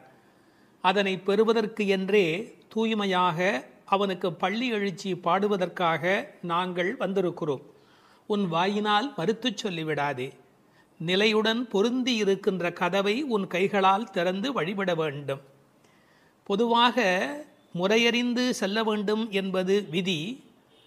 பெரிய பதவியில் இருப்பவர்களை நெருங்க வேண்டுமென்றால் அவர்களது அணுக்கத் தொண்டர்களை முதலில் நெருங்கி அவர்கள் மூலம் நெருங்குவதே நல்லது என்கிற அபிப்பிராயத்தில் நாயகனாய் நின்ற நந்தகோபனுடைய கோயில் காப்பானே என்று அவனிடத்தில் வேண்டுகிறார்கள் இந்த பிள்ளைகள். பொதுவாக நாயகனாய் என்பது கண்ணனுக்கு மட்டுமே பொருந்துகிற பதம். என்றாலும் கண்ணனுடைய தகப்பனார் என்பதனாலே இவருக்கும் அந்த மரியாதை பொருந்திற்று. அந்த நந்தகோபனுடைய கோயில் காப்பானே என்று நேரடியாக நாம் போகலாம் என்றாலும், நந்தகோபனிடத்தில் கண்ணபெருமான் கோல்கீழ்கன்றாய் அடங்கி இருக்கின்றவன். அவனை அதட்டி ஆளுகிற பேறு பெற்றமையினாலே, உலகநாயகனை அடக்கி ஆளுகிற பேறு பெற்றமையினாலே இவனும் நாயகன். ராமாயணத்திலே சீத்தையோடு புஷ்பக விமானத்தில் ராமர் திரும்பி வருகிற காலத்தில் அயோத்தியை கைகாட்டி, இதோ என் தகப்பனாருடைய ராஜதானி என்று சொன்னதாக ஒரு வரலாறு உண்டு. தன்னுடைய நாடு என்பதை காட்டிலும் தன்னுடைய தகப்பனாருடைய நாடு என்று சொல்வதிலே ராமபிரான் எப்படி உகக்கிறானோ, அப்படி கண்ணனும் தன்னுடைய தகப்பனாகிய நந்தகோபனை கொண்டாடினால் உகப்பான் என்பதற்காக நந்தகோபனை கொண்டாடுகிறார்கள். கோயிலுக்குள் போகிற போது கூட ஜெய விஜயர்கள், க்ஷேத்திர பாலர்கள் இவர்களையெல்லாம் வணங்கிவிட்டு செல்வதாகத்தான் மரபு. இந்த பாடலிலே ஒரு நுட்பத்தை கவனிக்க வேண்டும். நீராட நீராட என்று பெண்களை எழுப்பியவர்கள் நீராடுவதற்கு யமுனைக்கோ பொய்கைக்கோ போகவில்லை. நேராக நந்தகோபருடைய திருமாளிகைக்கு வந்திருக்கிறார்கள் என்று சொன்னால், இவர்கள் நந்தகோபருடைய திருமகனோடு நிகழ்த்துகிற அந்த சம்பாதம்தான் உண்மையான நீராட்டு. இப்போது கோயில் காப்பானே என்பதற்குரிய விளக்கத்தை பார்ப்போம். திருமாளிகையை காவல் செய்து கொண்டிருப்பவனே என்பது வெளிப்படையான பொருள். ஆனால் மரபு கருதி ததீயரை முன்னிட்டே பகவானை பற்ற வேண்டும் என்று அவன் காலில் விழுகிறார்கள் என்று சொல்வார்கள். அதாவது ஆண்டவனுக்கு உரிய அணுக்கத் தொண்டர்களை நாம் மதித்தால் மட்டுமே ஆண்டவன் பிரீத்தி அடைகிறார். எனவே அவனுடைய காலிலும் விழுவதற்கு அவர்கள் தயாராக இருக்கிறார்கள். அவனுடைய மாளிகையிலே தோரண கொடி நாட்டப்பட்டிருக்கிறது, அடையாளம். அது எந்நேரத்தில் வந்தாலும் இது நந்தகோபன் திருமாளிகை என்று தெரிவதற்கு ஏற்ப தோரணமும் கொடிவாயிலும் அங்கே துலங்குகிறது. கொடி தோன்றும் வாயில் காப்பானே. கோயில் காப்பான் என்பவன் வெளிப்புறத்தினுடைய திருமாளிகையின் காவலில் இருக்கிறவன். அடுத்த மதில் வாசலில் காவலுக்கு இருக்கிறவன் வாயில் காப்பான். அவனிடத்திலும் இவர்கள் வேண்டுகிறார்கள். இதை ஒரு கற்பனையான உரையாடலாக உரை சொல்லுகிறவர்கள் பேசுவது வழக்கம். நாங்கள் காவல்காரர்கள், எங்கள் கண்ணனுக்கு யாராலே என்ன நலிவு வரும் என்று தெரியாது, அதனால் யாரையும் அனுமதிக்க முடியாது என்று அவர்கள் தயக்கம், பயம், அகாலம் காரணமாக துயில் எழுப்பவும் கூடாது என்ற எண்ணத்தினாலே அவர்கள் மறுப்பதற்கு வாய்ப்பு உண்டு. இதற்கெல்லாம் பதில் சொல்வது போல இந்த பெண்கள் பேசுவது போல உரையாடலாக உரை காண்பது என்பது வழக்கம். விஸ்வாமித்திரர் ராமனை எழுப்பவில்லையா? கௌசல்யா சுப்ரஜா ராமபூர்வா சந்தியா பிரவர்த்ததே என்று திருப்பள்ளி எழுச்சி சுப்பிரபாதம் பாடவில்லையா? அது மட்டுமல்ல, ஆழ்வாரும் பாடுகிற போது அரவணை ஆயரேரே அம்மமுன்ன துயில் எழாயே, சாப்பிடவாப்பா, அரவணை ஆயர் ஏரே அம்மமுன்ன துயில் எழாயே என்று எழுப்பினார் அல்லவா? அரங்கத்தம்மா பள்ளி எழுந்தருளாயே என்று எழுப்பவில்லையா? எனவே துயில் எழுப்புவதற்கு முன்னுதாரணங்கள் உண்டு என்று பொருள் கொள்ள வேணும். அது மட்டுமல்ல, உண்மையிலேயே உறங்குவோரை எழுப்புவது வேண்டுமானால் அபசாரமாக இருக்கலாம். ஆனால் உறங்குவது போல் யோக நித்திரை கொள்ளுகிறவரை எழுப்புவது அவர்களுக்கு உபகாரம். யார் வந்து அழைப்பார்களோ, யாராலே யாருக்கு என்ன நலிவு வருமோ, நாம் போக வேண்டி இருக்குமே என்று செவிதீட்டி பெருமாள் படுத்திருக்கிறார். அரங்கன் படுத்திருப்பதை செவிதீட்டி பெருமாள் படுத்திருக்கிறார் என்று உரை எழுதுவார்கள். யார் கூப்பிடுவார்களோ என்று காத்திருக்கிறார். அப்படி இருக்கிற போது அவனை பள்ளி எழுப்புவது உபகாரம் தானே, அபசாரம் அல்லவே. மணிக்கதவம் என்று கதவை கொண்டாடுகிறார்கள். உரையாசிரியர்கள் சொல்கிறார்கள், புகுவாரை தன் அழகாலே கால் கட்டும் கதவு. அந்த கதவை தாண்டி போகிறவர்கள் ஒரு வினாடி அதை பார்த்து ரசிக்காமல் போகவே முடியாது. மாடியிலே ரொம்ப தூரம் ஏறி போகிற இடத்திலே பெரிய கண்ணாடி வைத்திருப்பார்கள். மாடிப்படிகள் ஏறுகிற இடத்துல யாரா இருந்தாலும் நின்று ஒரு வினாடி தன் உருவத்தை பார்த்து விட்டுத்தான் போவார்கள். இது மனித உலகியல். அதுபோல் ஒரு வினாடி நிறுத்தக்கூடிய வலிமையுடைய அந்த கண்ணாடியைப் போல இந்த கண்ணாடி கதவு, அதை பார்த்தால் ஒரு வினாடி நின்று கால்கட்டும் கதவு. இந்த பெண்கள் என்ன சொல்லுகிறார்கள்? ஆயர் சிறுமியோரோமுக்கு, அதாவது வாசல் காப்பவன் சொல்லறாம், எவ்வளவு பேராலே கண்ணனுக்கு ஆபத்து தெரியுமா, அதனால் நாங்கள் காவல் காத்து கொண்டிருக்கிறோம். ராமனுக்கு சூர்பனகினாலே ஆபத்து வந்தது, கிருஷ்ணனுக்கு பூதனையினாலே ஆபத்து வந்தது. இந்த பெண்கள் சொல்லுகிறார்களாம், நாங்கள் என்ன சூர்பனகையா, பூதனையா, ஆயர் சிறுமி, வெரி இன்னசென்ட் கேர்ள்ஸ், எந்த விதமான சூதுவாதம் தெரியாத ஆயர்குல பெண்கள், நாங்கள் சிறுமியர். இதில் ஒரு பெரிய ஆச்சரியம், இந்த பெண்கள் ஏன் ஒருவரை ஒருவர் எழுப்பிக் கொண்டு இப்போது வந்தார்கள் என்பதை நாம் புரிந்து கொள்ள வேண்டும். உரையாடுவதற்கு தயக்கமும் மயக்கமும் மிக்கவர்கள் கூட கூட்டமாக வந்து விட்டால் துணிவும் வீரமும் தானாகவே தோன்றிவிடும். அது மட்டுமல்ல, இன்றும் உலகியலில் தனி மனிதர்களை காவலர்கள் அலட்சியமாக கையாளுவது என்பது பழக்கம். ஆனால் கூட்டமாக வருகிறார்கள் என்றால் காவலர்கள் அடங்கி போய் விடுவார்களே ஒழிய அலட்சியமாக கையாள மாட்டார்கள். எனவே இந்த சிறுமியர்கள் ஒரு கூட்டமாக வந்திருக்கிறோம் என்பதை ஆயர் சிறுமியோருமுக்கு என்று அவர்கள் விளக்குகிறார்கள். நாங்கள் ஒரு பெரிய கூட்டம், ஞாபகம் இருக்கட்டும். அரை பறை, விளையாட்டாக அடிக்கின்ற அந்த பறை என்ற தோல் கருவி. மாயன் மணிவண்ணன், மாயையிலே வல்லவன், மிகச்சிறந்த வியக்கத்தக்க காரியங்களை செய்கின்ற வல்லமையுடையவன். மணிவண்ணன், ரத்தினம் போலே மாணிக்கக்கல் போலே ஒளி வீசுகிறவன், நீலமேக சியாமள வண்ணன். அந்த அற்புதமான மாயன் மணிவண்ணன் நென்னலே வாய் நேர்ந்தார். அந்த ஏகாரம் ரொம்ப வலிமையானது, நேத்திக்கே சொல்லிட்டான்ப்பா, அதை முன்னரே பண்ணி கொடுத்த சத்யபிரமாத், ஆல்ரெடி ப்ராமிஸ்ட். நென்னலே வாய் நேர்ந்தார். அவன் சொன்னான், சொன்ன சொல்லை அவன் காப்பாற்றுவதற்கு நீ துணை நிற்க வேண்டாமா? தூயோமாய் வந்தோம் துயில் எழப்பாடுவான். என்ன தூய்மையாக வந்ததுகள்? இந்த பெண்கள் குளிக்கலே, அப்புறம் எப்படி தூய்மை என்று சொல்ல முடியும்? வெளியிலே இருக்கிற அழுக்கை விட உள்ளே இருக்கிற அழுக்கை இல்லாமல் இருப்பதுதான் தூய்மை. திருவள்ளுவர் எழுதுகிறார், புறம் தூய்மை நீரால் அமையும், ஆனால் அகம் தூய்மை வாய்மையால் காணப்படும் என்று எழுதினார். எனவே புறத் தூய்மை என்பது கூட முக்கியம் அல்ல, அகத்தூய்மை என்பதுதான் முக்கியம். இவர்கள் உள்ளத்தில் தூய்மை உடையவர்கள். எனவே தூயோமாய் வந்தோம், துயில் எழப்பாடுவான். இந்த இடம்தான் மிக முக்கியம். கண்ணனை துயில் எழுப்புவதற்காக நாங்கள் இங்கே வந்திருக்கிறோம் என்று அவர்கள் சொல்கிறார்கள். கடவுள் எங்கேயோ இருக்கிறாரா? அவரை எழுப்புவதற்கு நமக்குள்ளே தான் இருக்கிறார். ஆனால் பல பேர் தனக்குள்ளே இருக்கிற கடவுளை எழுப்பாததால் தான் பாவத்தில் சிக்கிக் கொள்கிறார்கள். எனவே கடவுளை எழுப்புதல் என்பது வெளியில் நடக்கிற காரியம் அல்ல, உள்ளே கடவுளை எழுப்புவது என்பது விழிப்புணர்வு பெற்ற பெருநிலைக்கு விளக்கமாக அமைகிறது. இப்போது வாயில் காப்பவனை பார்த்து சொல்லுகிறார்கள், அப்பா நீ அபசகனமாக ஏதாவது சொல்லிவிடாதே, வாயால் முன்னம் மாற்றாதே, முதலில் அபசகனமாக மறுத்து விடாதே. அவர்களது பரபரப்பு, விரைவு, பதற்றம் எல்லாமே இந்த வரியில் வெளிப்படுகிறது. அம்மா நீ, அம்மா என்பது இந்த இடத்தில் அசைச்சொல்லாக இலக்கணத்தில் அமைந்திருக்கிறது. ஆனால் அம்மா என்று இவர்கள் தயவு வேண்டி சொல்லியதாகவும் பொருள் கொள்ளலாம். சரி திறந்து கொண்டு போங்கள் என்ற இரக்கத்தோடு அவன் சொல்ல, கதவு இறுக்கமாக இருக்கிறது, உன்னை விட இறுக்கமாக இருக்கிறது என்று அடுத்த வரியிலே சொல்லப் போகிறார்கள். ஏனென்றால் இந்த ஆயர்பாடியிலே இருக்கிறவர்கள் கண்ணனுடைய பாதுகாப்பு கருதி அப்படி ஒரு இறுக்கமான கதவு. பொதுவாக 2 கதவுகள் சாத்தும்படியாக பெரிய இடங்களில் கோட்டை கதவு, கோயில் கதவு இதையெல்லாம் அமைப்பார்கள். அது 2ம் அப்படியே பொருந்தி இருக்க வேண்டும். நேய நிலைக்கதவம் 2 பொருத்தமாக இருக்கணும். கதவுக்குள்ள ஓட்டை இருந்தால் பனி, குளிர், பூச்சிகள் எது வேணாலும் உள்ள வரும். எனவே அந்த கதவு எப்படி நெருங்கி இருக்கிறது என்பதை நேய நிலைக்கதவம், கண்ணனை பாதுகாப்பதில் அன்பு காட்டுகிற நிலைக்கதவம் என்று பொருள் கொள்ளலாம்.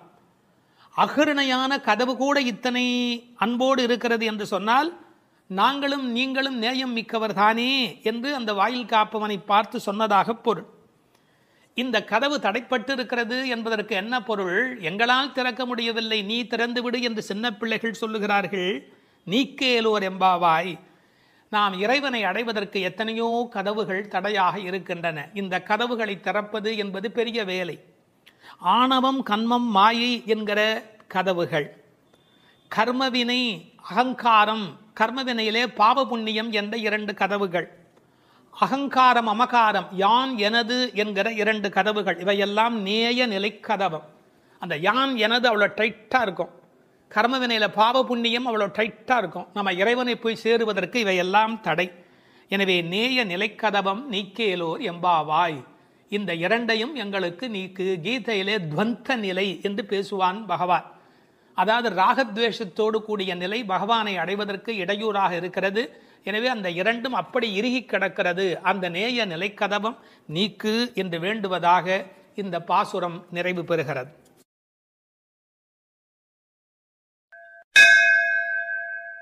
17ஆம் பாட்டு. நந்தகோபருடைய அனுமதி வேண்டி பாடுகிறார்கள். அம்பரமே தண்ணீரே சோரே அறம் செய்யும் எம்பெருமான் நந்தகோபாலா எழுந்திராய், கும்பனார்க்கெல்லாம் கொழுந்தே குலவிளக்கே எம்பெருமாட்டி யசோதாய் அறிவுராய், அம்பரம் மூடறுத்து ஓங்கி உலகளந்த உம்பர் கோமானே உறங்காது எழுந்திராய், செம்பொல் கழலடி செல்வா பலதேவா உம்பியும் நீயும் உறங்கேலோ எம்பாவாய். வாயிற்காவலர்கள் அனுமதித்த பின் கோபியர்கள் உள்ளே நுழைகிறார்கள்.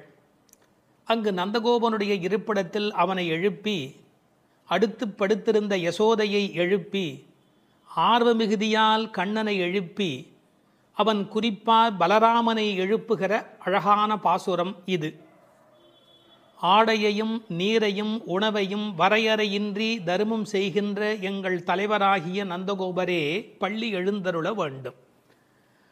பூங்கொம்பு போன்ற ஆயர் பெண்களின் கொழுந்து போன்ற தலைவியே, எங்கள் குலவிளக்கே, எங்கள் இறைவியே, யசோதை அன்னையே எழுந்திருக்க வேண்டும். வாமன அவதார காலத்தில் மாவலியிடம் தானம் பெற்று அளக்கத் தொடங்கி ஓரடையால் பூமியை அளந்து மற்ற அடியால் ஆகாயத்தை ஊடறுத்து வளர்ந்து உலகங்களையெல்லாம் அளந்த தேவர் தலைவனே கண்ணா, உறக்கத்தை விடுத்து பள்ளி எழ வேண்டும். சிவந்த பொன்னாலான வீரக்கழலை அணிந்த திருவடிகளை உடைய பலராமனே, நீயும் உன் தம்பியான கண்ணனும் இனியும் உறங்காது எழுந்து எங்களுக்கு சேவை தர வேண்டும் என்று வேண்டுவது பாடலின் திரண்ட பொருள். அம்பரமே தண்ணீரே சோரே அறம் செய்யும் எம்பெருமான் நந்தகோபாலா எழுந்திராய். இதுவரை 10 பாட்டில் எழுப்ப பெற்றவர்கள் ஆழ்வார்கள், ஆச்சாரியர்கள், வேத வித்துக்கள், ஞான குருமார்கள் என்று நயமான உரை கொள்வார்கள். இவர்களது துணை கொண்டுதான் தேவர்கள் விண்ணோர் துணை பெற்றுதான் கடவுளடி சேர வேண்டும் என்பதற்கு ஏற்ப இப்போது கண்ணபெருமானை காவல் காத்து கொண்டிருக்கின்ற தாய் தகப்பனாரை பாராட்டி பேசுகிறார்கள். தசரதன் தானம் செய்தவன். ஆனால் தசரதன் செய்த தானத்துக்கும் நந்தகோபர் செய்த தானத்துக்கும் ஒரு வேறுபாடு உண்டு. தசரதன் பிள்ளை கிடைப்பதற்கு தவம் செய்தவன். தசரதன் பிள்ளை கிடைப்பதற்கு தானம் செய்தவன். நந்தகோபரோ பிள்ளை கிடைத்த பின்னும் தானம் செய்தவன். ரெண்டுக்கும் இடையிலே ஒரு பெரிய வேறுபாடு இருக்கிறது. இவர்கள் என்ன தானம் செய்கிறார்கள்? நந்தகோபன் என்னென்ன கொடுக்கிறாராம்? அம்பரமே தண்ணீரே சோரே அறம் செய்யும் எம்பெருமான். அம்பரம் என்பது துணி கொடுத்தான், ஆடை கொடுத்தான், கூரை கொடுத்தான் என்று பொருள். இன்னொரு பொருள், இவர்கள் பெறுவதற்கு வேண்டிய தண்ணீர் கொடுக்கிறார். அம்பரமே தண்ணீரே. பிறகு உண்ணுவதற்கு சோறு கொடுக்கிறார். பெரியவர்கள் உரை காணுகிற போது கண்ணபெருமான் பிற்காலத்திலே என்னென்ன அறங்கள் செய்தானோ அத்தனைக்கும் மூல காரணம் நந்தகோபனுடைய இயல்பு என்று ஒரு நயம் சொல்வார்கள். எப்படி? சூதர் சபையிலே திரௌபதி துன்புற்று ஆடை வேண்டும் என்று அலறிய போது திரௌபதிக்கு வஸ்திரம் கொடுத்தான் அல்லவா? எனவே இவன் துணி கொடுக்கிறவன் அம்பரன். அம்பரம் திக் அம்பரர் என்றால் திசையை ஆடையாக அணிந்தவர்கள் திகம்பரர்கள். அம்பரம் என்பது ஆடையை குறிக்கும். இவன் திரௌபதிக்கு பின்னாளிலே வஸ்திரதானம் கொடுத்தவன். பிறகு போர்க்களத்திலே குதிரைகள் நாவார குடிப்பதற்காக வருணாஸ்திரம் விட்டு தண்ணீர் வரவழைத்து குதிரைகளுடைய தாகம் தீர்த்தவன். அது மட்டுமல்ல, பசுக்களுக்கும் தண்ணீர் வைக்கிறவன். மன்னன் மருக மைத்துனன் மார்க்கொரு தேரின் மேல் முன்னங்கு நின்று மோழை எழுவித்தவன். பெரியாழ்வார் திருமொழியில் சொல்றார், அந்த குதிரைக்காக நீரை வரவழைத்து கொடுத்தவன். ஆண்டாள் பின்னாலே பாடுகிறாள், இட்டமான பசுக்களை இனிது மரித்து நீரூட்டி என்று எழுதுகிறார்.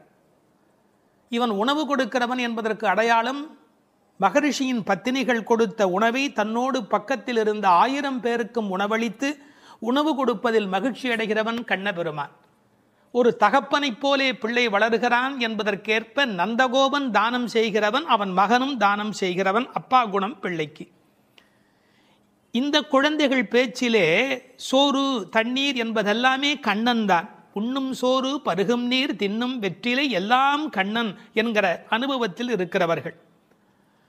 அவன் தானம் கொடுப்பது எதற்காக? ஏதோ ஒரு புண்ணிய பலனை கருதியா என்று கேட்டால் இல்லை இல்லை, அறத்திற்காகவே அறம் செய்கின்றான். அதான் அறம் செய்யும். திருவள்ளுவர் எழுதுகிறார், மேல் உலகம் இல் எனிலும் ஈதலே நன்று. சொர்க்கலோகம் கிடைக்கும் தானம் பண்றதை விட சொர்க்கலோகம்னு ஒன்று இல்லைனாலும் தானம் பண்ணுவது உத்தமம் என்று எழுதி காட்டுகிறார் திருவள்ளுவர். எனவே அறத்தை அறத்திற்காக செய்கிறார்கள், வேறொன்று பெறுவோம் என்பதற்கல்ல. ஏன்னா பெற வேண்டிய பேராகிய கண்ணனை பெற்றுவிட்டார். பிறகு யசோதையை எழுப்புகிறார்கள், கொம்பனார்க்கெல்லாம் கொழுந்தே. இந்த உலகத்தில் பெண்கள் யாரெல்லாம் பெருமை பெற்றார்களோ அந்த எல்லா பெண்களுக்கும் மேலான கொழுந்தாக விளங்குகின்றவள்.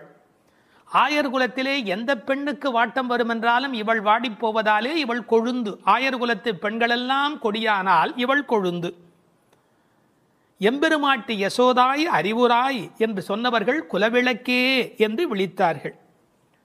கொம்பன்னார்க்கு எல்லாம் என்பதை உரை சொல்லுகிற போது ராமருடைய தாயார், அவர்களை விடவும் இவள் மேலே புண்ணியம் செய்தவள். தேவகி என்ற கண்ணனை பெற்றெடுத்தாளே, அவளை விடவும் இவள் புண்ணியம் செய்தவள். இந்த உலகத்திலே பெற்றெடுத்த பெண்கள் யாரெல்லாம் உண்டோ அத்தனை பேரையும் விட பெறாத பெருமை பெற்றவள்.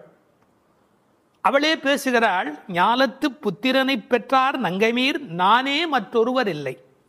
இந்த உலகத்தில் யாரும் பெறாத பேறு பெற்றவள் யசோதை என்பதை இந்த இடத்திலே குறித்து கொள்ள வேண்டும். அதனால்தான் தேவகி சொல்லுகிற போது சொல்கிறாள், திருவிலேன் ஒன்றும் பெற்றிலேன் எல்லாம் தேவனங்கை யசோதை பெற்றாளே, இந்த பேரெல்லாம் அவள் பெற்றாளே என்று புலம்புகிறாள். எனவே நந்தகோபரை எப்படி அழைத்தார்கள்? எம்பெருமான் என்று அழைத்தார்கள். எனவே இவளை எம்பெருமாட்டி என்று அழைத்தார்கள். ஒரு வேடிக்கை சொல்லுகிறேன். சிரமப்பட்டு பல பேர் படித்து எம்பிபிஎஸ் பட்டம் பெற்று டாக்டர் என்ற பட்டம் வாங்குவார்கள். முறைப்பெண் என்ற முறையிலே பள்ளிக்கூடத்தை மிதிக்காத ஒரு பெண்ணை திருமணம் செய்து கொண்டு துணைமையாக்கி கொள்வார்கள். ஒரு வேடிக்கை சொல்வார்கள், டாக்டர் வருகிறார் என்று சொல்லுகிறவர்கள் அவருடைய மனைவி வருகிற போது டாக்டர் அம்மா வருகிறார் என்று பேசுவார்கள். அந்த அம்மா டாக்டர் அம்மா அல்ல, டாக்டருடைய மனைவி. எனவே டாக்டர் அம்மா ஆகிவிடுகிறாள்.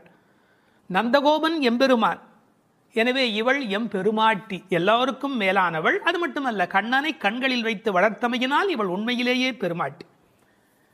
ஒரு அம்மாவுக்கு அப்படி என்ன ஏற்றம் என்று பல பேர் யோசிப்பார்கள். மந்திரங்கள் போலே என்று எழுதினார்கள். மந்திரங்கள் எப்படி தங்கள் கர்ப்பத்தில் பகவானை சுமக்கின்றனவோ, ஒவ்வொரு மந்திரத்துக்குள்ளும் கர்ப்பமாக யார் இருக்கிறான்? பகவான் இருக்கிறார்.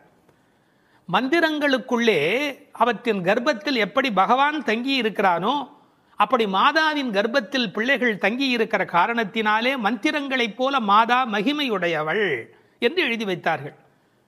அது மட்டுமல்ல, மந்திரங்கள் இறைவனை பிடித்து வைத்திருப்பது போல கண்ணனை தன்னுடைய பிடியிலேயே வைத்திருக்கிறவள். ஆகையினாலே இவள் ஏற்றம் மிக்கவள். குலவிளக்கு, குலத்துக்கே விளக்காக விளங்குகிறவள். ஆயர் குலத்து அணிவிளக்கை வளர்த்தமையினாலே இவள் குலத்திற்கே குலவிளக்காக விளங்குகின்றவள். அம்பரம் ஊடறுத்து ஓங்கி உலகளந்த உம்பரு கோமானே. இப்போது அம்பரம் என்பது ஆகாயத்தை குறிக்கும். ஓங்கி உலகளந்த உம்பரு கோமான் என்ன செய்கிறார்? பாதங்களை மேலே கொண்டு போகிறார். வாமன அவதாரத்திலிருந்து திருவிக்கிரம அவதாரம் எடுக்கிறார். அப்போது அவருடைய பாதங்கள் நீண்டு கொண்டே போகின்றன.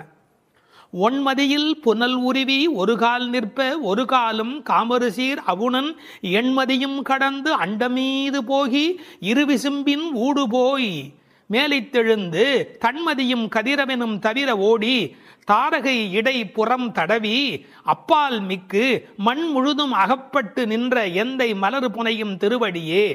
இந்த அண்ட சராசரமெல்லாம் இணைந்து நிலவு சூரியன் அத்தனையும் கடந்து நட்சத்திரங்களை எல்லாம் தாண்டி கொண்டு போகிற அந்த அற்புதத்தை திருநெடுந்தாண்டகத்திலே பாடி காட்டுகிறார் ஆழ்வார் பெருமகனார். அப்படிப்பட்ட வாமன அவதாரத்தை பல இடங்களில் ஆண்டாள் கொண்டாடி இருக்கிறார். உம்பியும் நீயும் உறங்கேலோர் எம்பாவாய். ஒரு குடும்பத்துக்கு ஒருத்தர் வந்தால் இவர் கால்பட்ட நேரம் விளங்கிற்று என்று மருமகளை கொண்டாடுவார்கள். அதுபோல் பலதேவன் வந்த யோகம், அதன் காரணமாக கண்ணபெருமான் அங்கு வந்து சேர்கிறார். எனவே அவருடைய கால் நலத்தை கொண்டாடுகிறார்கள்.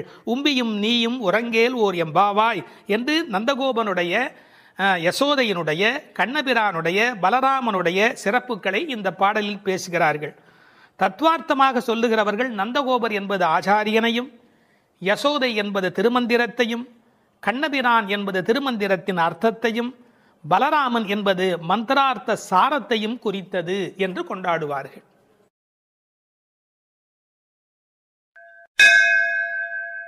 பதிமூன்றாவது பாடல். புள்ளின்வாய் கீண்டானே பொல்லா அரக்கனே கிள்ளிக் களைந்தானே, கீர்த்திமை பாடிப்போய் பிள்ளைகள் எல்லோரும் பாவை களம் புக்கார், வெள்ளி எழுந்து வியாழம் உறங்கிற்று புள்ளும் சிலம்பினகான், போதறிக் கண்ணினாய் குள்ளக் குளிரக் குடைந்து நீராடாதே பள்ளி கிடத்தியோ, பாவாய் நீ நன்னாளால் கள்ளம் தவிர்ந்து கலந்தேலோர் எம்பாவாய். கண்ணழகு படைத்த பெண் ஒருத்தியை இப்பாசுரத்தால் எழுப்புகிறார்கள். மலரில் உள்ள வண்டுகள் போன்று அழகிய கண்களை உடையவளே, கொக்கு வேடத்தில் வந்து வாயை பிளந்து கண்ணனை விழுங்க எண்ணிய பகாசுரனை அவன் வாயை கிழித்து அழித்த கண்ணபெருமான், கொடியவனான ராவணனது தலைகளை அறுத்து அழித்த ராமபிரான், அவர்களது வீர வரலாறுகளை பாடிக்கொண்டு இளம்பெண்கள் எல்லோரும் பாவை நோன்புக்குரிய இடத்திற்கு எப்போதோ சென்று விட்டனர். வானத்திலேயோ குரு என்கிற கோள் மறைந்து சுக்கிரன் உதயமாகிவிட்டான். பட்சிகள் வீதியெல்லாம் பறந்து சப்திக்கின்றன. இந்த மார்கழி விடியல் விடியும் முன்பே உடல் நன்கு குளிரும்படி மடுவில் குடைந்து குடைந்து நீராட வேண்டாமா? இன்னும் படுக்கையில் சுருண்டு கிடக்கலாமா? நல்ல நாளும் அதுவுமாக இப்படி இருக்கிறாயே, அப்படி உனக்கு என்ன தனிய அனுபவம்? உன் மனதில் உள்ள கள்ளத்தனத்தை விடுத்து எங்களோடு சேர்ந்து வா என்று அழைக்கிறார்கள். இதை ரசமாக அனுபவிக்கிறவர்கள் முதல் பாடலிலே மனத்துக்கினியான் என்று ராமனை பேசிவிட்டதால் இந்த ஆயர்பாடிக்குள்ளே ஒரு பெரிய விவாத கோலாகலம் ஏற்பட்டு விட்டதாம். அதாவது சர்ச்சை. அது யாரடா அது? கண்ணனுடைய ஊரிலே வந்து ராமனுடைய கதையை பேசி கொண்டிருக்கிறார்களே என்று சில பேர், சில ஆயர்கள் கோபப்படவும், ஏன் அப்படி பேசக்கூடாதா என்று சில பேர் மறுபடியும் எதிர்ப்பக்கம் விவாதிக்கவும், ஒரு பட்டிமண்டபத்தை போலவே ஒரு விவாதம் அங்கு தொடங்கிவிட்டது என்று அனுபவிப்பார்கள். ஏனென்றால் இந்த பாடல் எப்படி வருகிறது? புள்ளின்வாய் கீண்டானி என்று கண்ணபெருமான் பகாசுரனை அழித்த கதையை சொல்லி, பிறகு பொல்லா அரக்கனை கிள்ளிக் களைந்தானே என்று ராமாவதார கதையையும் சேர்த்து பேசுகிறார்கள். அதை எப்படி சொல்லுகிறார்கள்? கண்ணனுடைய ஸ்தலத்தில் ராமனுடைய கதையா என்று ஒருவர் கேட்க, ஏன் முன்பு ராமனை பாடிய காலத்திலே நாம் கண்ணனை சேர்த்து பாடியது இல்லையா? அந்த காரணமாக வருக வருக வருக இங்கே வாமன நம்பி வருக, கரிய குடல் செவ்வவாய் முகத்து என் காகுத்த நம்பி வருக என்று ஆண்டாளே பாடியிருக்கிறாளே. எனவே ஆண்டாள் சிற்றில் சிதைத்தல் பாடுகிற காலத்தில் சீதவாய் அமுதம் உண்டாய் எங்கள் சிற்றில் சிதையேல் என்று பாடியிருக்கிறாளே. அந்த அனுபவத்தை எல்லாம் இங்கே குறிப்பிடுகிறார்கள். வருக வருக என்று ஆழ்வார் அனுபவித்ததையும், சிற்றில் சிதைக்காதே என்று ஆண்டாள் அனுபவித்ததையும் இந்த இடத்தில் மேற்கோளாக காட்டி, இந்த அயோத்தியிலே ராமபெருமானுடைய புகழை பேசுவது போல ஆயர்பாடியில் கண்ணன் புகழ்தான் பேச வேண்டும் என்ற கட்டாயம் இல்லை, இடம் மாறி பேசினாலும் ஒன்றும் தவறு இல்லை என்று ஒப்பந்தமாயிற்று என்று இதை வேறு ஒரு கோணத்திலே பேசுவார்கள். தீவிர பற்று உடையவர்கள் எப்போதும் இது போன்ற பிரச்சனைகளில் ஈடுபடுவது என்பது தவிர்க்க முடியாதது. புள்ளின்வாய் கீண்டானே பொல்லா அரக்கனை கிள்ளிக் களைந்தானே. பறவை வடிவத்திலே வந்தவனை அவன் அழித்தவன். பள்ளத்தில் மேயும் பறவை உருக்கொண்டு கள்ளாசுரன் வருவானை தான் கண்டு புள்ளிதுவென்று பொதுக்கோ வாய்க்கின்றான். அப்படியே வாய்க்கிண்டிட்டான், அப்படியே கிழித்து எறிந்து விட்டான். அப்படி அழித்த வரலாற்றை சொன்னவர்கள் பொல்லா அரக்கனை கிள்ளிக் களைந்தானே என்று ராவணனை கொன்றதை பேசுகிறார்கள். இந்த எழுப்புகிற பெண்கள் இந்த பாடலை எல்லாம் கருத்தை எல்லாம் சொல்லி எழுப்புகிறார்கள்.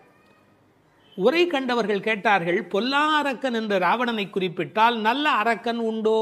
என்ன நயம் பாருங்கள். உண்டு. அரக்கர் குலத்தில் பிறந்தாலும் விபீஷணன் நல்ல அரக்கன், ராவணனோ பொல்லா அரக்கன். அவனோடு பெரிதாக போர் செய்தார் என்று சொல்ல முடியாதான், கிள்ளி களைந்தானே. தமிழில் ஒரு பழக்கம் உண்டு, யாராவது ரொம்ப அலட்சியமாக நினைச்சா என்ன கிள்ளுக்கிறேன்னு நினைச்சுக்கிட்டியா என்று கேட்பார். அப்படி ராவனுடைய தலைகளை ராமன் கிள்ளினானான், கிள்ளி களைந்தானே. அதுக்கு வேற ஒரு பொருள் உண்டு. தன்முனைப்பு உள்ளவர்கள் பரமாத்மாவால் அழிக்கப்படுவார்கள் என்கிற அந்த உணர்வு 10 தலை ஒருவருக்கு உண்டு என்ற கதையை அப்படியே எடுத்துக்கொள்வதை விட, பன்முகமாக ஆசை தலி விரித்து ஆடுகிற போது ஒருமுகமுடைய பரமாத்மா மனதை நாம் ஒருமுகப்படுத்தினால் நமக்கு உள்ளே இருக்கிற பன்முகம் அழிந்து போகும் என்று உருவகமாக எடுத்துக்கொண்டு அனுபவிப்பவர்களும் உண்டு.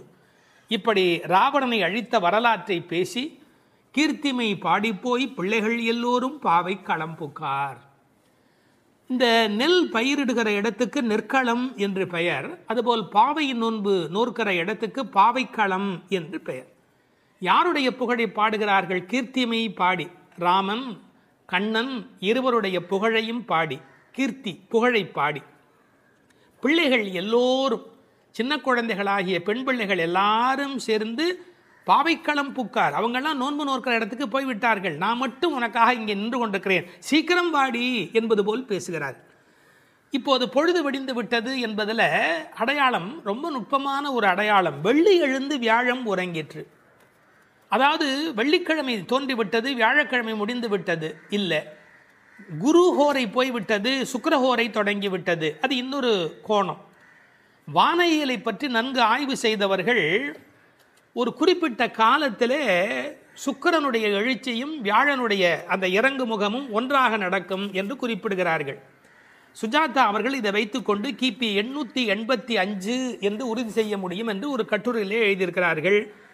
ஆனால் வேறு சிலரோ கிபி 8ஆம் நூற்றாண்டில் ஒரே ஒரு முறை மட்டும் அதிகாலை பொழுதில் சுக்கிரன் எழுவதும் குரு மறைவதும் ஒரே வேளையில் நிகழ்ந்துள்ளது. அது முழு நிலவு நாள், பௌர்ணமி. அந்த நாள் அப்படியே குறிப்பிடுகிறார்கள். அந்நாள் கிபி 731 டிசம்பர் 18 காலை 3:30 முதல் 4 மணி. இதனை அடி ஒற்றி ஆண்டாள் பிறந்தது கிபி 716 ஆடிப்பூரம் என்று கணக்கிட்டிருக்கிறார். பாருங்க எவ்வளவு அழகான ஒரு காலக்கணக்கு. வெள்ளி எழுந்து வியாழன் உறங்கிற்று. புள்ளும் சிலம்பின. முன்னர் ஒரு முறை புள்ளும் சிலம்பின என்ற பாடல் வந்திருக்கிறதே, அதெல்லாம் கூட்டுக்குள்ளே. இப்போ வெளியில் பறவைகள் எல்லா இடங்களிலும் திரிந்து அவை இப்போது சப்தம் எழுப்பிக் கொண்டிருக்கின்றன. இந்த இடத்துல புள்ளும் சிலம்பியதை பற்றி சொல்லுகிற போது உரையாசிரியர்கள் இதை ஆசிரிய பெருமக்களோடு ஆச்சாரிய பெருமக்களோடு இணைத்து பேசுவது வழக்கம். குயில் அதுபோல சில ஆச்சாரியர்கள், கொக்கு அதுபோல, அன்னம் போல, கருடன் போல என்று பறவையோடு அவர்கள் ஓமிக்கத்தக்கவர்கள். கண்டத்வனியிலே, அதாவது குரல் வளத்திலே அவர்கள் குயில் மாதிரி. ஏகாகிர சிந்தையில், எப்போதும் மனம் ஒருமுகமாக இருத்தலில் கொக்கு போல, கொக்கொக்கு கூம்பும் பருவத்து என்பார் திருவள்ளுவர். சாரத்தை கிரகித்துக் கொள்வதிலே அன்னபக்ஷி போல, அன்னத்தை போல. கைங்கரியம் என்ற தொண்டு செய்வதிலே கருட பட்சியைப் போல, பல்லடிமை திறத்தினாலே என்று பறவையை அப்படியே அடியார்களோடு ஒப்பிடுவதும் வழக்கம். போது அறி கண்ணினாய், போதுன்னு சொன்னால் முட்டு என்று பொருள். தமிழ் ஒரு அழகான மொழி. அரும்பு, முகை, முகிழ், மொட்டு, மலர். பாருங்க, மலருடைய பல நிலைக்கும் பேர் இருக்கு, இன்னும் கூட இருக்கு. அதாவது வெளியில் புறப்படுவது அரும்பு, கொஞ்சம் மேலே வந்தால் அது முகை, கொஞ்சம் அது இதழ் திறக்க ஆரம்பித்தா அது முகிழ், அது நல்ல விரிந்து விட்டால் தான் அதுக்கு மலர் அப்படின்னு பேர். ரெண்டுக்கும் நடுவில் இருக்க போது போதுன்னு பேர்.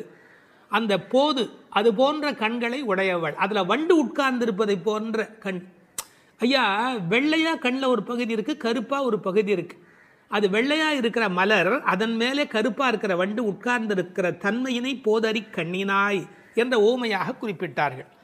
குளிக்கிறது எப்படி குளிக்கணுமா? குள்ள குளிர குடைந்து நீர் ஆடு